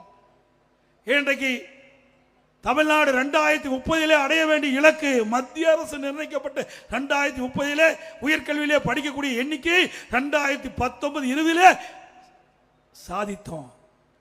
திமுக ஆட்சி 2011 ஆட்சி மாற்றம் ஏற்பட்டது. அம்மா ஆட்சிக்கு வரும்போது 100க்கு 32 பேர் திராவிட முன்னேற்ற கழகத்தில் உயர்கல்வி படிச்சுட்டு இருந்தாங்க. மாண்பு அம்மா அவர்கள் ஆட்சியிலிருந்து நான் முதலமைச்சர் இருந்த வரை 10 ஆண்டு காலம், 2011-2021 10 ஆண்டு காலம் இந்த கல்விக்கு முன்னுரிமை கொடுத்து அதிகமான கல்லூரி திறந்ததன் விளைவு இன்றைக்கு 100க்கு 54 பேர் பட்ட படிப்பு படிக்கிற சூழ்நிலை உருவாக்கி அந்த 2030 அடைய வேண்டிய இலக்கை 2019 நாம் நிரூபித்து காட்டினோம். இப்படி ஒரு சாதனை படைத்த அரசாங்கம் அதிமுக அரசாங்கம். இன்றைக்கு ஒவ்வொரு துறையிலும் சாதனையை நாம் முத்திரை பதித்திருக்கின்றோம். இன்றைக்கு வேளாண்மை துறையிலே இந்தியாவிலேயே அதிக உணவு தானிய உற்பத்தியை பெருக்கி கிறிஸ் கருமான் என்ற விருதை தொடர்ந்து 5 முறை நாம் பெற்றோம். உள்ளாட்சி துறையிலே தேசிய அளவில் 145 விருதுகளை பெற்றிருக்கிறோம். போக்குவரத்து துறையிலே தேசிய விருதை பெற்றோம். மின்சார துறையிலே போக்குவரத்து விருதை பெற்றிருக்கிறோம். உயர்கல்வியிலே தேசிய விருதை பெற்றிருக்கிறோம். சமூகத்துறையிலே தேசிய விருதை பெற்றிருக்கிறோம். இப்படி பல துறையிலே தேசிய விருதை பற்றி ஒரு சிறந்த அரசாங்கம் என்று நாம் நிரூபித்து காட்டினோம். அண்ணா திமுக ஆட்சியில், திமுக ஆட்சியில் அப்படியே இருக்குது. ஊழல்ல சிறந்த அரசாங்கம், ஊழல் செய்வதில் சிறந்த அரசாங்கம். அதோட இந்தியாவிலேயே கடன் வாங்குவதில் முதல் மாநிலம் தமிழ்நாடு. ஸ்டாலினுக்கு பொருத்தம் எவ்வளவு? இதுவரைக்கும் 4,38,000 கோடி கடன் வாங்கிட்டாங்க. 4.5 ஆண்டுல 4,38,000 கோடி கடன் வாங்கிட்டாங்க. 73 ஆண்டு காலம் ஆட்சி செய்தோம். காங்கிரஸ் ஆட்சியிலிருந்து அண்ணா திமுக ஆட்சி 2021 வரை பல கட்சிகள் மாறி மாறி ஆட்சி செஞ்சிருக்குது. அந்த காலகட்டம் முழுவதும் 2021 வரை 5,18,000 கோடி தமிழ்நாட்டுடைய கடன் அளவு. திராவிட முன்னேற்ற கழகம் ஆட்சி பொறுப்பேற்று 4.5 ஆண்டு காலம் 2021 2026 வரை 25 வரை 4,38,000 கோடி கடன் வாங்கியிருக்கிறீங்க. இன்னும் ஒரு வருஷம் இருக்குது. அந்த 25க்கு பிறகு மார்ச்சுக்கு பிறகு 26 மார்ச் வரை 1,00,000 கோடி கடன் வாங்க போறீங்க. ஆக திராவிட முன்னேற்ற கழகம் 5 ஆண்டு கால ஆட்சியில் 5,38,000 கோடி கடன் வாங்கி சாதனை படைச்சிருக்கிறீங்க. இந்த ஆண்டுக்கு முன்பு போன ஆண்டு பத்திரிகையில் பார்த்திருப்பீங்க, இந்தியாவிலேயே கடன் வாங்குவதில் முதல் மாநிலம் தமிழ்நாடு. இந்த கடன்லாம் எப்படி கட்ட போறோம்? நீங்க தாங்க கட்டணும். எப்படி கட்டணும்? வரி போடுவாங்க. இப்ப எப்படி வீட்டு வரி போட்டாங்க, கரண்டுக்கு கட்டணத்தை அதிகப்படுத்தினாங்க. இப்படி வரி போட்டு மக்களிடத்தில் வசூலாகி ஏழை மக்களை வஞ்சிக்கின்ற அரசாங்கம் இது. சரி, நீங்க கடன் வாங்கினீங்க, என்ன திட்டத்தை கொண்டாந்தீங்க? நாம 100 ஏரி திட்டத்தை கொண்டு வந்தோம். நல்ல சாலைகளை போட்டோம், நல்ல பாலங்களை கட்டி கொடுத்தோம், நிறைய கல்லூரிகளை கொடுத்தோம். நான் இவ்வளவு கல்லூரி திறந்திருக்கிறேன். ஒரு அரசு கல்லூரியா உங்களால கொண்டு வர முடிஞ்சுதா? ஒரு அரசு கல்லூரி கூட கொண்டு வர முடியல. ஒரு அரசு கல்லூரி வரும் என்றால் 400 கோடி தேவை. 400 கோடி இருந்தா தான் ஒரு அரசு மருத்துவக் கல்லூரி கொண்டு வர முடியும். ஒரு அரசு கலை கல்லூரி என்றால் சுமார் 20 கோடி வேணும். பாலிடெக்னிக் கல்லூரினா 35 கோடி வேணும். இப்படி பல கல்லூரிகளை திறந்து அதுக்கு நிதி ஒதுக்கீடு செய்து கட்டடத்தை கட்டி இன்றைக்கு மாணவர்கள் உயர்கல்வி படிக்கக்கூடிய சூழ்நிலை நாங்கள் உருவாக்கி தந்தோம். இவ்வளவு கடன் வாங்கி என்ன செஞ்சிருக்கிறீங்க? ஒண்ணுமே செய்யல. அண்ணா திமுக ஆட்சியில் கொரோனா காலம் ஒரு வருஷம் யாரையும் ஒருவர் பார்க்க முடியல. ஒரு கடுமையான வைரஸ் நோய், வைரஸ் பரவி இருந்தது, கொரோனா வைரஸ் பரவி இருந்தது. அது கொடிய நோய், மக்களை பாதுகாக்க வேண்டும் என்ற அடிப்படையில் ஒரு ஆண்டு அண்ணா திமுக அரசாங்கம் இருக்கின்ற பொழுது, நான் முதலமைச்சராக இருக்கின்ற பொழுது வருவாயே கிடையாது அரசாங்கத்துக்கு. டாஸ்மாக் கடை ஒரு வருஷம் மூடியாச்சு, பத்திரப்பதிவு ஒரு வருஷம் மூடியாச்சு, ரோட் டாக்ஸ் ஒரு வருஷம் மூடியாச்சு, பெட்ரோல் பங்க் மூடியாச்சு, வரி கிடையாது, ஜிஎஸ்டி தொழிற்சாலைகள் கிடையாது, கடை கிடையாது, ஜிஎஸ்டி வருமானம் கிடையாது. எந்த ஒரு வருமானம் இல்லாம சிறப்பான ஆட்சி கொடுத்த அரசாங்கம் அண்ணா திமுக அரசாங்கம். 40,000 கோடி கொரோனாவுக்கு செலவு, 40,000 கோடி கொரோனாவுக்கு செலவு. இன்றைக்கு ஏழை எளிய ஒடுக்கப்பட்ட நசுக்கப்பட்ட பட்டியல மக்கள் யாரும் பாதிக்கூடாது என்பதற்காக சரியான சிகிச்சை கொடுத்தோம். விலையில்லாத, விலை மதிக்க முடியாத உயிரை காப்பாற்றினோம். இந்தியாவிலேயே கொரோனா வைரஸ் பரவலை கட்டுப்படுத்திய முதல் மாநிலம் தமிழ்நாடு என்று பாரத பிரதமர் பாராட்டினார். ஒரு ஆண்டு ரேஷன் கடையில் உணவுப் பொருட்கள் விலை இல்லாம கொடுத்தோம். அரிசி கொடுத்த விலை இல்லாம, சக்கரை கொடுத்தோம், எண்ணெய் கொடுத்தோம், தொழிலாளருக்கு நிதி கொடுத்தோம், எல்லா குடும்ப அட்டைக்கும் 1000 ரூபாய் கொடுத்தோம். அதே காலத்தில் தைப்பொங்கல் வந்த போது அந்த தைப்பொங்கல் பண்டிகை சிறப்பாக கொண்டாட என்பதற்காக கொரோனா காலத்தில் வேலை இல்லாமல் இருந்தாங்க. நம்முடைய தை பண்டிகை நம்முடைய கிராமத்திலிருந்து நகர வரை தை பிறந்தால் வழிபிறக்கும் என்ற அடிப்படையில் அந்த மக்கள் மகிழ்ச்சியோடு தை பண்டிகை கொண்டாட என்பதற்காக எல்லா குடும்ப அட்டைக்கு 2,500 ரூபாய் நாங்கள் கொடுத்தோம். வருமானமே இல்லாத போது இவ்வளவு திட்டத்தையும் செஞ்சோம், இவ்வளவு உதவிகளும் செஞ்சோம். திமுக ஆட்சியில் கிட்டத்தட்ட 1,37,000 கோடி கூடுதலாக வருவாய் வருது. 2021 2021 அண்ணா திமுக ஆட்சியில் இருந்த வருவாயை விட 2024-25 நிதிநிலை அறிக்கையில் திராவிட முன்னேற்ற கழக அரசு அந்த நிதிநிலை புத்தகத்தில் தெரிவிச்சிருக்குது. 1,37,000 கோடி கூடுதல் வருவாய்.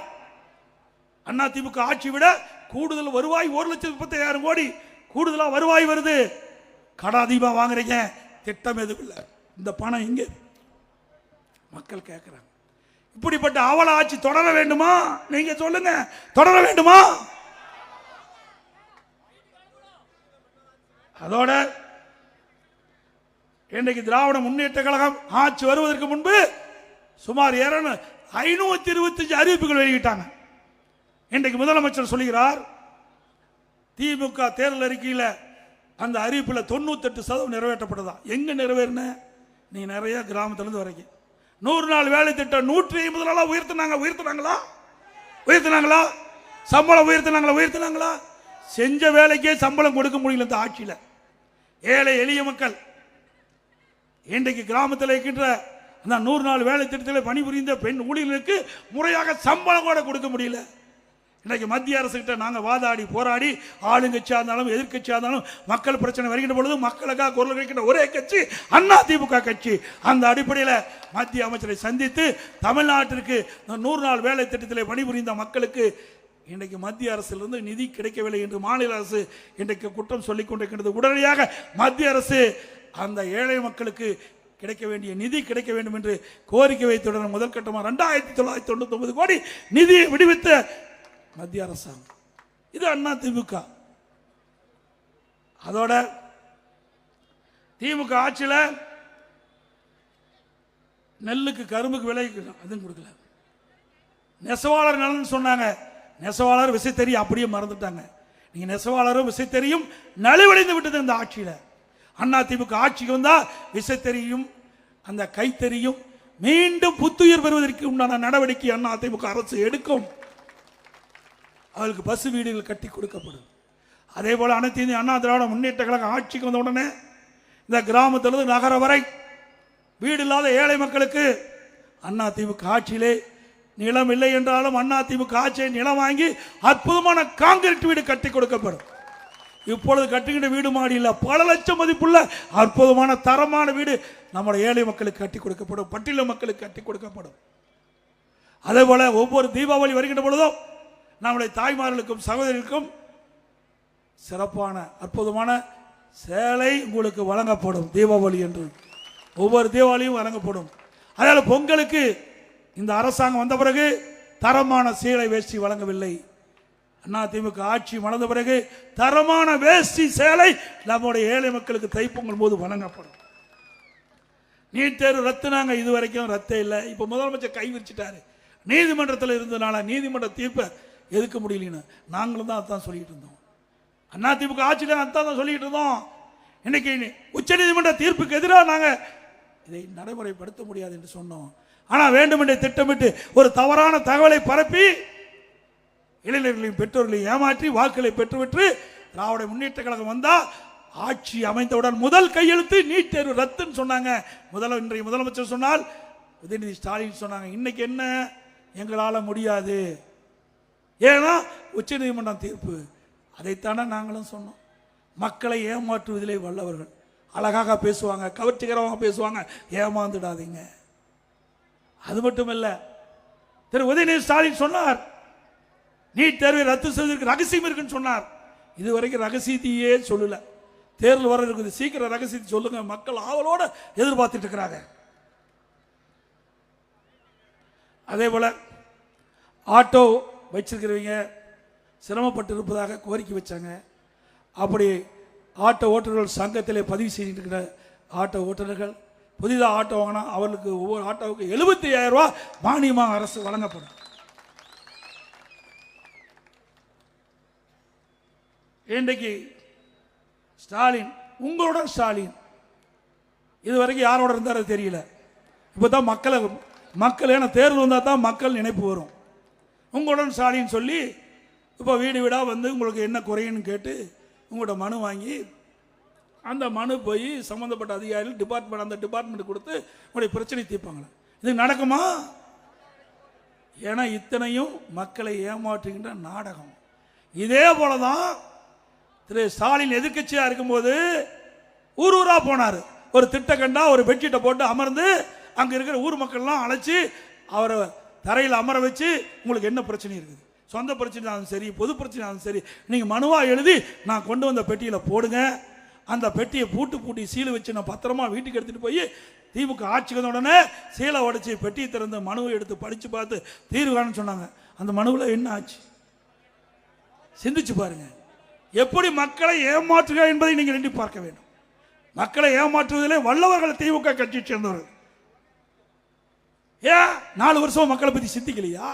மக்கள் கொடுக்கின்ற மனுவுக்கு என்ன பரிகாரம் செஞ்சீங்க? எதுவுமே இல்லை. தேர்தல் வந்தா போதும் ஏதாவது ஒரு பேரை வச்சு மக்களை ஏமாற்றி நாடகமாடி மக்களுடைய வாக்குகளை பெறுவதற்கு நீங்க தந்திரம். அதே போல உரிமை தொகை 1000 ரூபாய் கொடுக்கணும்னு சொல்லிட்டு இருக்காரு. எப்ப பார்த்தாலும் உரிமை தொகை கொடுப்பதற்கு காரணமே அண்ணா திமுக கட்சி தான். பல முறை சட்டமன்றத்தில் பிரதான எதிர்கட்சி என்ற முறையில், எதிர்கட்சி தலைவர் என்ற முறையில் இந்த முதலமைச்சருக்கு வேண்டுகோள் வச்சேன்.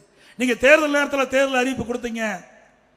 குடும்ப தலைவிக்கு மாதந்தோறும் 1000 ரூபாய் உரிமை தொகை வழங்குவதாக எனக்கு வாக்குறுதி கொடுத்தீங்க. அந்த வாக்குறுதியை நம்பி அந்த ஏழை மக்கள் உங்களுக்கு வாக்களிச்சாங்க. ஆட்சிக்கு வந்த பிறகு அதை மறந்து விட்டீர்கள். இன்னைக்கு உடனடியாக நீங்கள் கொடுக்கப்பட்ட வாக்குறுதி நிறைவேற்ற வேண்டும் என்று நானும் எங்களுடைய சக சட்டமன்ற தொடர்ந்து 28 மாதம் தொடர்ந்து அழுத்தம் கொடுத்தோம். அண்ணா திமுக பொதுக்கூட்டத்தில் எங்களுடைய கட்சி நிர்வாகிகள் தொண்டர்கள் சட்டமன்ற தொடர்ந்து பேசி அழுத்தம் கொடுத்த காரணத்தில் வேற வழி இல்லாமல் 28 மாதம் கழிச்சு தான் இந்த மக்களுக்கு 1000 ரூபாய் மாதந்தோறும் உரிமை தொகை வருது மகளிருக்கு, குடும்ப தலைவிக்கு. இப்போது ஒரு அறிவிப்பு கொடுத்திருக்காங்க. மக்கள் செல்வாக்கு எழுந்துட்டாங்க, கட்சிக்காரனுடைய செல்வாக்கு எழுந்துட்டாங்க. 2026 சட்டமன்ற தேர்தலில் வெற்றி பெற முடியாது என்ற நிலைமைக்கு வந்தவுடன் உடனே ஸ்டாலின் ஒரு அறிவிப்பு கொடுக்கிறார். இன்னைக்கு நிறுத்தப்பட்ட லேப்டாப் கொடுக்கப்படும். ஏன் இது வரைக்கும் கொடுக்கல? 4 வருஷமா கொடுக்கல. இந்த ஆண்டு கொடுப்பதை அறிவிச்சிருக்காரு. கொடுத்தா நிஜம். நாங்களும் தொடர்ந்து வலியுறுத்திட்டு இருக்கிறோம். இன்னைக்கு அறிவுபூர்வமான கல்வி கிடைக்க அம்மா கொண்டு வந்த திட்டம் தமிழகத்தில் 52 லட்சம் மாணவ மாணவிக்கு அண்ணா திமுக ஆட்சியில் லேப்டாப் கொடுத்தோம். திறமையான மாணவர்கள் உருவாக்கணும். 7000 கோடி அதுக்காக நிதி ஒதுக்கீடு செய்யப்பட்டது. உங்களுடைய ஆட்சியில் நிறுத்தப்பட்டவர்கள் அத்தனையும் அரசு பள்ளியில் படிக்கின்ற ஏழை மாணவர்கள்.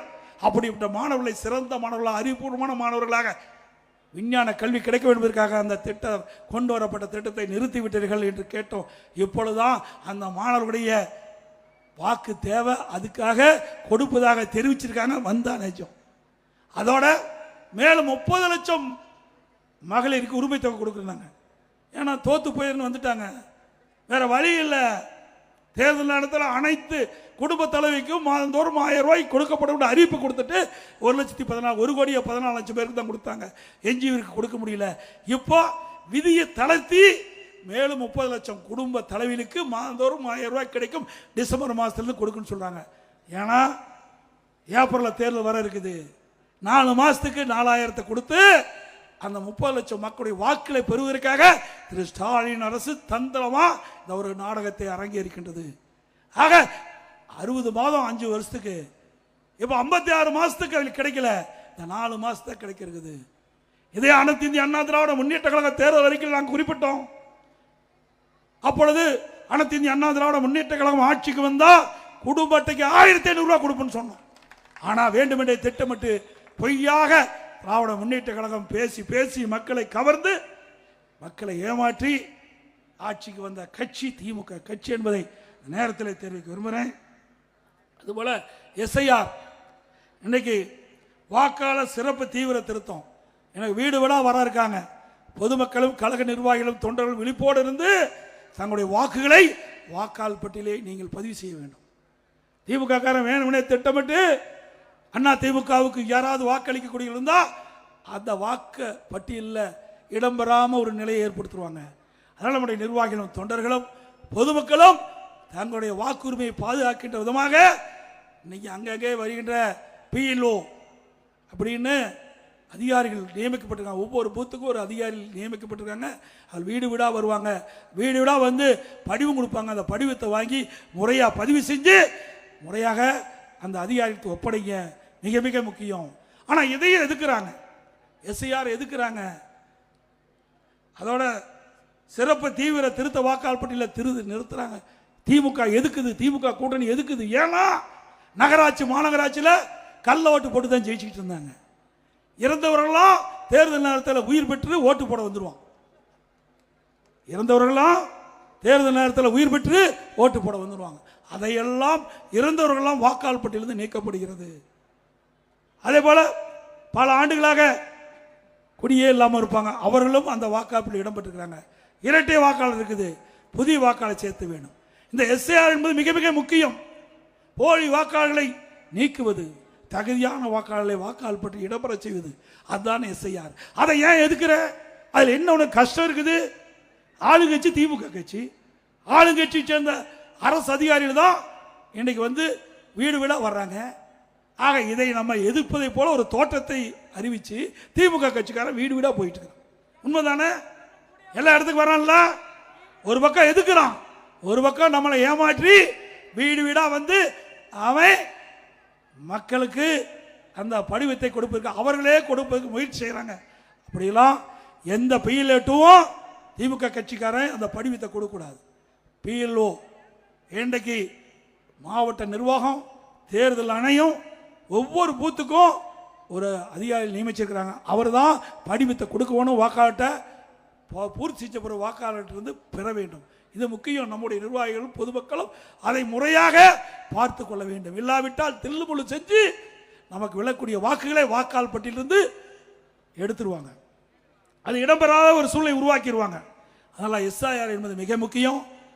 அந்த சிறப்பு தீவிர திருத்த வாக்காளர் பட்டியலை முழுமையாக நம் கழக நிர்வாகிகளும் தொண்டர்களும் பொதுமக்களும் நீங்கள் கவனமாக இருந்து தங்களுடைய வாக்குகளை அந்த வாக்காளர் பட்டியலை சேர்க்க வேண்டும், தங்களுடைய பெயர்களை வாக்காளர் பட்டியலை சேர்க்க வேண்டும் என்று அன்போடு இந்த நேரத்தில் கேட்டுக்கொள்கிறேன். அப்புறம் ஓரணியில் தமிழ்நாடு, இன்றைக்கு ஒவ்வொரு கட்சியில் உறுப்பினர் சேர்த்துவாங்க. யார் விருப்பப்படுவாங்களோ அந்த விருப்பப்பட்டவர்கள் அந்த கட்சியுடைய படிவத்தை வாங்கி பூர்த்தி செஞ்சு அதை கொடுத்து உறுப்பினரை பெறுவாங்க. ஆனால் திமுகவில் கட்சியுடைய செல்வாக்கு இழந்துட்டாங்க, கட்சிக்காரருடைய செல்வாக்கு இழந்துட்டாங்க. அதனால ஓரணியில் தமிழ்நாடு பேரை வச்சு வீடு வீடாக கதவை தட்டி அந்த படிவத்தில் எடுத்துகிட்டு போய் இதில் கையெழுத்து போடுங்கன்னு கெஞ்சி கூத்தாடி கையெழுத்து வாங்கி உறுப்பினர் சேர்க்கக்கூடிய அவலநிலை திமுகவுக்கு வந்துட்டு. எப்படி கேவலமான நிலைக்கு போயிட்டு திமுக கட்சிக்காரனுடைய செல்வாக்கு எழுந்துட்டாங்க, பொதுமக்களுடைய செல்வாக்கு எழுந்துட்டாங்க. அடுத்த ஆண்டு 2026 ஆண்டு நடைபெற்ற சட்டமன்ற பொதுத் தேர்தலில் அனைத்து இந்திய அண்ணா திராவிட முன்னேற்ற கழக தலைமையில் அமைக்கப்படுகின்ற கூட்டணி பெரும்பான்மை இடங்களே வெற்றி பெறும். அண்ணா திமுக தனி பெரும்பான்மையோடு ஆட்சி அமைக்கும் என்பதை நேரத்தில் தெரிவித்து வேண்டுமென்றே திட்டமிட்டு பல பத்திரிகைகளும் ஊடகங்களும் தவறான செய்தி வெளியிட்டிருக்குது. எதையும் நம்ப வேண்டாம், சிறப்பான கூட்டணி அமையும், யாரும் கவலைப்பட வேண்டாம்.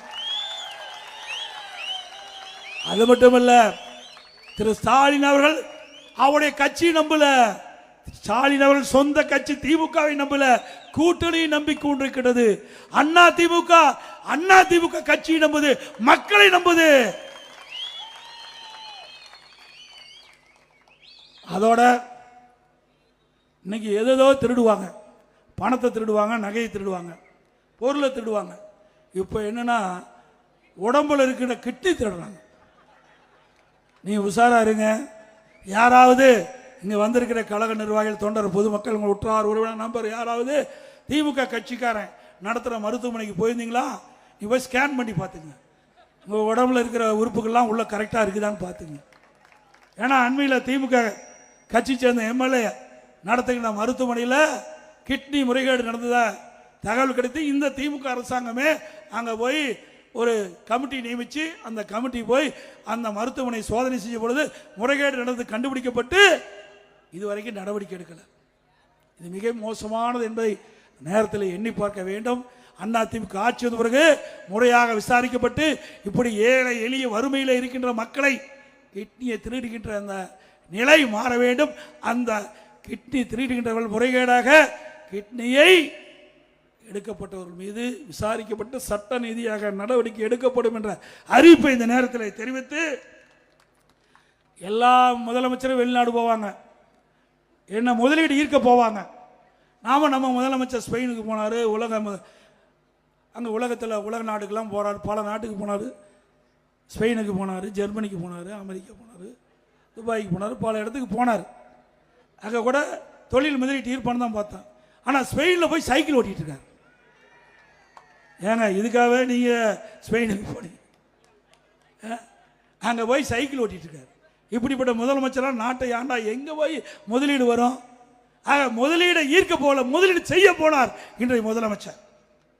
அது மட்டுமல்ல, இதே ஸ்டாலின் அவர்கள் ஜெர்மன் நாட்டுக்கு போகும்போது அந்த பத்திரிகையாளர் சந்திப்பு நடந்தது. அப்பொழுது 922 புரிந்துணர்வு திராவிட முன்னேற்றங்கள் ஆட்சி பொறுப்பேற்ற பிறகு 922 புரிந்துணர்வு ஒப்பந்தங்கள் போடப்பட்டதாகும். சுமார் 10,62,000 கோடி தொழில் முதலீட்டை ஈர்க்கப்பட்டதாகும். அதோடு இந்த திட்டங்கள் நிறைவேறுகின்ற பொழுது சுமார் 32 லட்சம் பேருக்கு வேலை கிடைக்கும் என்று ஒரு செய்தி சொன்னார். அதோட 77% புரிந்துணர்வு ஒப்பந்தங்கள் நிறைவேற்றப்பட்டதா சொன்னார். அப்படி 77% புரிந்துணர்வு ஒப்பந்தங்கள் நிறைவேற்றப்பட்டனா 77% தொழில்கள் தமிழகத்தில் தொடங்கப்பட்டது சொன்னால் 25 லட்சம் பேருக்கு வேலை கிடைச்சிருக்கணும். இங்க ஓமலூர்ல ஏதாவது வேலை கிடைச்சிருக்குதா? கிடைச்சிருக்குதுங்களா? அத்தனையும் பச்சை பொய்.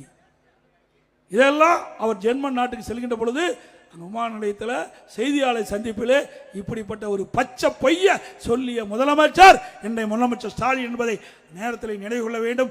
அதே அனைத்து இந்திய அண்ணா திராவிட முன்னேற்றங்களை ஆட்சி இருக்கின்ற பொழுது நீதையும் புரட்சித் தலைவி அம்மா அவர்கள் தமிழகத்தினுடைய முதலமைச்சர் இருக்கின்ற பொழுது 2015ஆம் ஆண்டு தொழில் முதலீட்டார் மாநாட்டில் சென்னத்தை நடத்தி 2,62,000 கோடி தொழில் முதல் ஈர்க்கப்பட்டது. சுமார் 74 புரிந்துணர்வு ஒப்பந்தம் போட்டு பல புரிந்துணர்வு ஒப்பந்தங்கள் செயல்பாட்டுக்கு வந்து பல்லாயிரக்கணக்கான பேருக்கு வேலை வாய்ப்பு கிடைச்சது. அதே வழியில் வந்து அனைத்து இந்திய அண்ணா திராவிட முன்னேற்ற கழக அரசுகின்ற பொழுது நான் முதலமைச்சர் இருக்கின்ற பொழுது 2019 ஜனவரி மாதம் தொழில் முதலீட்டார் மாநாட்டை சென்னையில் நடத்தி சுமார் 3,05,000 கோடி தொழில் முதலீட்டு ஈர்க்கப்பட்டு 304 தொழில் புரிந்துணர்வு ஒப்பந்தங்கள் போடப்பட்டு பல தொழில்கள் நடைமுறைக்கு வந்து பல்லாயிரக்கணக்கான பேருக்கு வேலை கிடைச்சிருக்குது. இன்றைக்கு மத்திய அரசு அறிவிப்புப்படி ஸ்டாலின் 10,65,000 தொழில் முதலீட்டு ஈர்த்ததா சொல்றாங்க. மத்திய அரசாங்கம் எவ்வளவு தொழில் முதலீடு தமிழகத்தில் செய்யப்பட்டது என்ற விவரத்தை சொல்லியிருக்காங்க. 2022-23 17,247 கோடி தான் தொழில் முதலீடு செய்யப்பட்டிருக்குது. 2023-24 20,157 கோடி முதலீடு செய்யப்பட்டிருக்குது. 2024-25 31,103 கோடி தொழில் முதலீடு செய்யப்பட்டிருக்குது.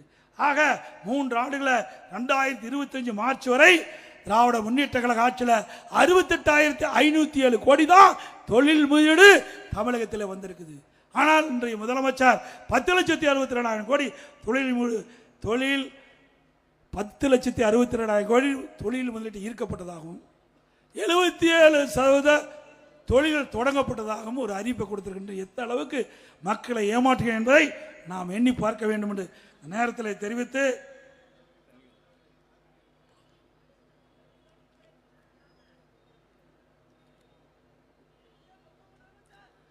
நம்முடைய மாநிலத்தை பொறுத்த வரைக்கும் விவசாயிகள் 60% பேர் இருக்கிறாங்க. விவசாயத்தை நம்பி இருக்கின்ற மக்கள் 60% பேர், 40% பேர் தொழிலை நம்பி இருக்கின்றாங்க. இந்த 60% மக்களும் அவள் இரவென்றும் பகலென்றும் வெயிலும் மழையும் பொருட்படுத்தாமல் ரத்தத்தை வேர்வையாக மண்ணிலே சிந்து உழைத்து பிழைக்கக்கூடியவர்கள் இந்த 60% மக்கள். நீங்கள் டெல்டா மாவட்டம் போயிருந்தேன், அங்கே குருவை சாகுபடி, அந்த சாகுபடி செய்த அந்த விவசாயிகள் அவருடைய அறுவடை செஞ்சு அந்த நெல்மணிகள்லாம் மூட்டை பிடித்து அங்கே நேரடி கொள்முதலத்தில் வந்து திறந்த வெளியில் அடுக்கி வச்சுருந்தாங்க. 15 நாள் அந்த அரசாங்கம் அந்த கொள்முதல் செய்யவே இல்லை. அதனால் மழை காலத்தில் தொடர் மழையினால அதெல்லாம் நெல்மணிகள்லாம் மழையில் முளைச்சி அப்படியே நாற்று 4 இன்ச்சு வந்துட்டுது. நான் கேட்டால் இந்த முதலமைச்சரும் உணவுத்துறை மந்திரி சொல்கிறாங்க வேண்டுமென்றே திட்டமிட்டு எதிர்க்கட்சி தலைவர் தவறான தகவலை சொல்கிறார் என்று. நான் நேரடியாக எல்லா கொள்முதலத்துக்கும் பல கொள்முதலத்துக்கு போனேன். தஞ்சாவூர் மாவட்டம், நாகை மாவட்டம், திருவாரூர் மாவட்டம், இப்படி இந்த மாவட்டத்துக்கெல்லாம் நேராக போனேன். மயிலாடுதுறை வரைக்கும் போனேன். திருவாரூர்லேருந்து தஞ்சாவூர், திருவாரூர், நாகப்பட்டினம், மயிலாடுதுறை 4 மாவட்டத்தில் இருக்கின்ற நேரடி கொள்முதலுக்கு சென்று அங்கே என்ன நிலைமைன்னு விவசாயிகிட்ட கேட்டு இருந்தேன். அப்போ விவசாயிகள் கண்ணீர் மல்க சொன்னாங்க, நாங்கள் 1 ஏக்கருக்கு 30,000 ரூபா செலவு செஞ்சு பயிர் நடவு செஞ்சு அறுவடை செஞ்சு கொண்டு வந்த நெல்லை முறையாக கொள்முதல் செய்யலை. இங்கே நெல்லெல்லாம் முளைச்சி போச்சு. இன்னைக்கு தொடர் மழையில் காரணமாக நெல் குவியலாக குவிச்சு வச்சிருக்கிறோம். அந்த நெல்லெல்லாம் அவிஞ்சு போச்சுன்னு எடுத்து காட்டினாங்க. இந்த அரசாங்கம் நேரடியாக கொள்முதல் நிலையத்தில் கொள்முதல் செய்யாத கணத்தில் பல்லாயிரக்கணக்கான விவசாயிகள் இன்றைக்கு கண்ணீர் மல்க தன் உழைத்த நெல்லையெல்லாம் விற்க முடியாத அவலங்களை இந்த ஆட்சியில் ஏற்பட்டுகின்றது. இதற்கெல்லாம் முடிவு கேட்கின்ற தேர்தல் 2026 சட்டமன்ற தேர்தல் நேரத்தில் தெரிவித்து இந்த சேலம் மாவட்டத்திலே இன்றைக்கு ஓமலூர் சட்டமன்ற தொகுதியிலே அனைத்து இந்திய அண்ணா திராவிட முன்னேற்ற கழகத்துடைய கட்சியுடைய தொடக்க விழா மிகச் சிறப்பாக எழுச்சியாக இந்த பகுதியே ஓமலூர் பேரூராட்சி குளிக்கின்ற அளவுக்கு மக்கள் வேணும். கிட்டத்தட்ட 1.5 மணி நேரம் நான் பேசிட்டேன். 1.5 மணி நேரம் இங்கேயே அமர்ந்து நாட்டில் என்ன பிரச்சனை அதை முழுமையாக தெரிந்து கொண்டவர்கள் அத்தனை பேரும் நாட்டு மக்களுக்கு எடுத்து சொல்ல வேண்டும். இந்த ஆட்சியுடைய அவலங்களை மக்களுக்கு தெரிய வைக்க வேண்டும். இது மக்களோட ஆட்சி மிக விரைவாக அகற்றப்பட வேண்டும். அதற்கு அத்தனை பேரும் நீங்கள் துணை நிற்க வேண்டும் என்று நேரத்தில் கேட்டு, மக்களை காப்போம், தமிழகத்தை மீட்போம், மக்களை தமிழகத்தை மக்களை தமிழகத்தை மக்களை தமிழகத்தை பை பை ஸ்டாலின். நன்றி, வணக்கம். மிகச் சிறப்பாக எழுச்சியாக இந்த தொடக்க விழா பொதுக்கூட்டத்தை நடத்திய மாவட்ட செயலாளர்களுக்கும் ஆரிமத்தொகை சட்டமன்ற உறுப்பினர்களுக்கும் நன்றி தெரிவித்து, அவரோடு இணைந்து பணியாற்றிய ஒன்றிய நகர பேரூராட்சி கழக நிர்வாகிகள் அத்தனை பேருக்கும் நன்றி தெரிவித்து, இங்கே வருகின்ற அத்தனை நல்ல உள்ளங்களுக்கும் நன்றி, நன்றி, வணக்கம்.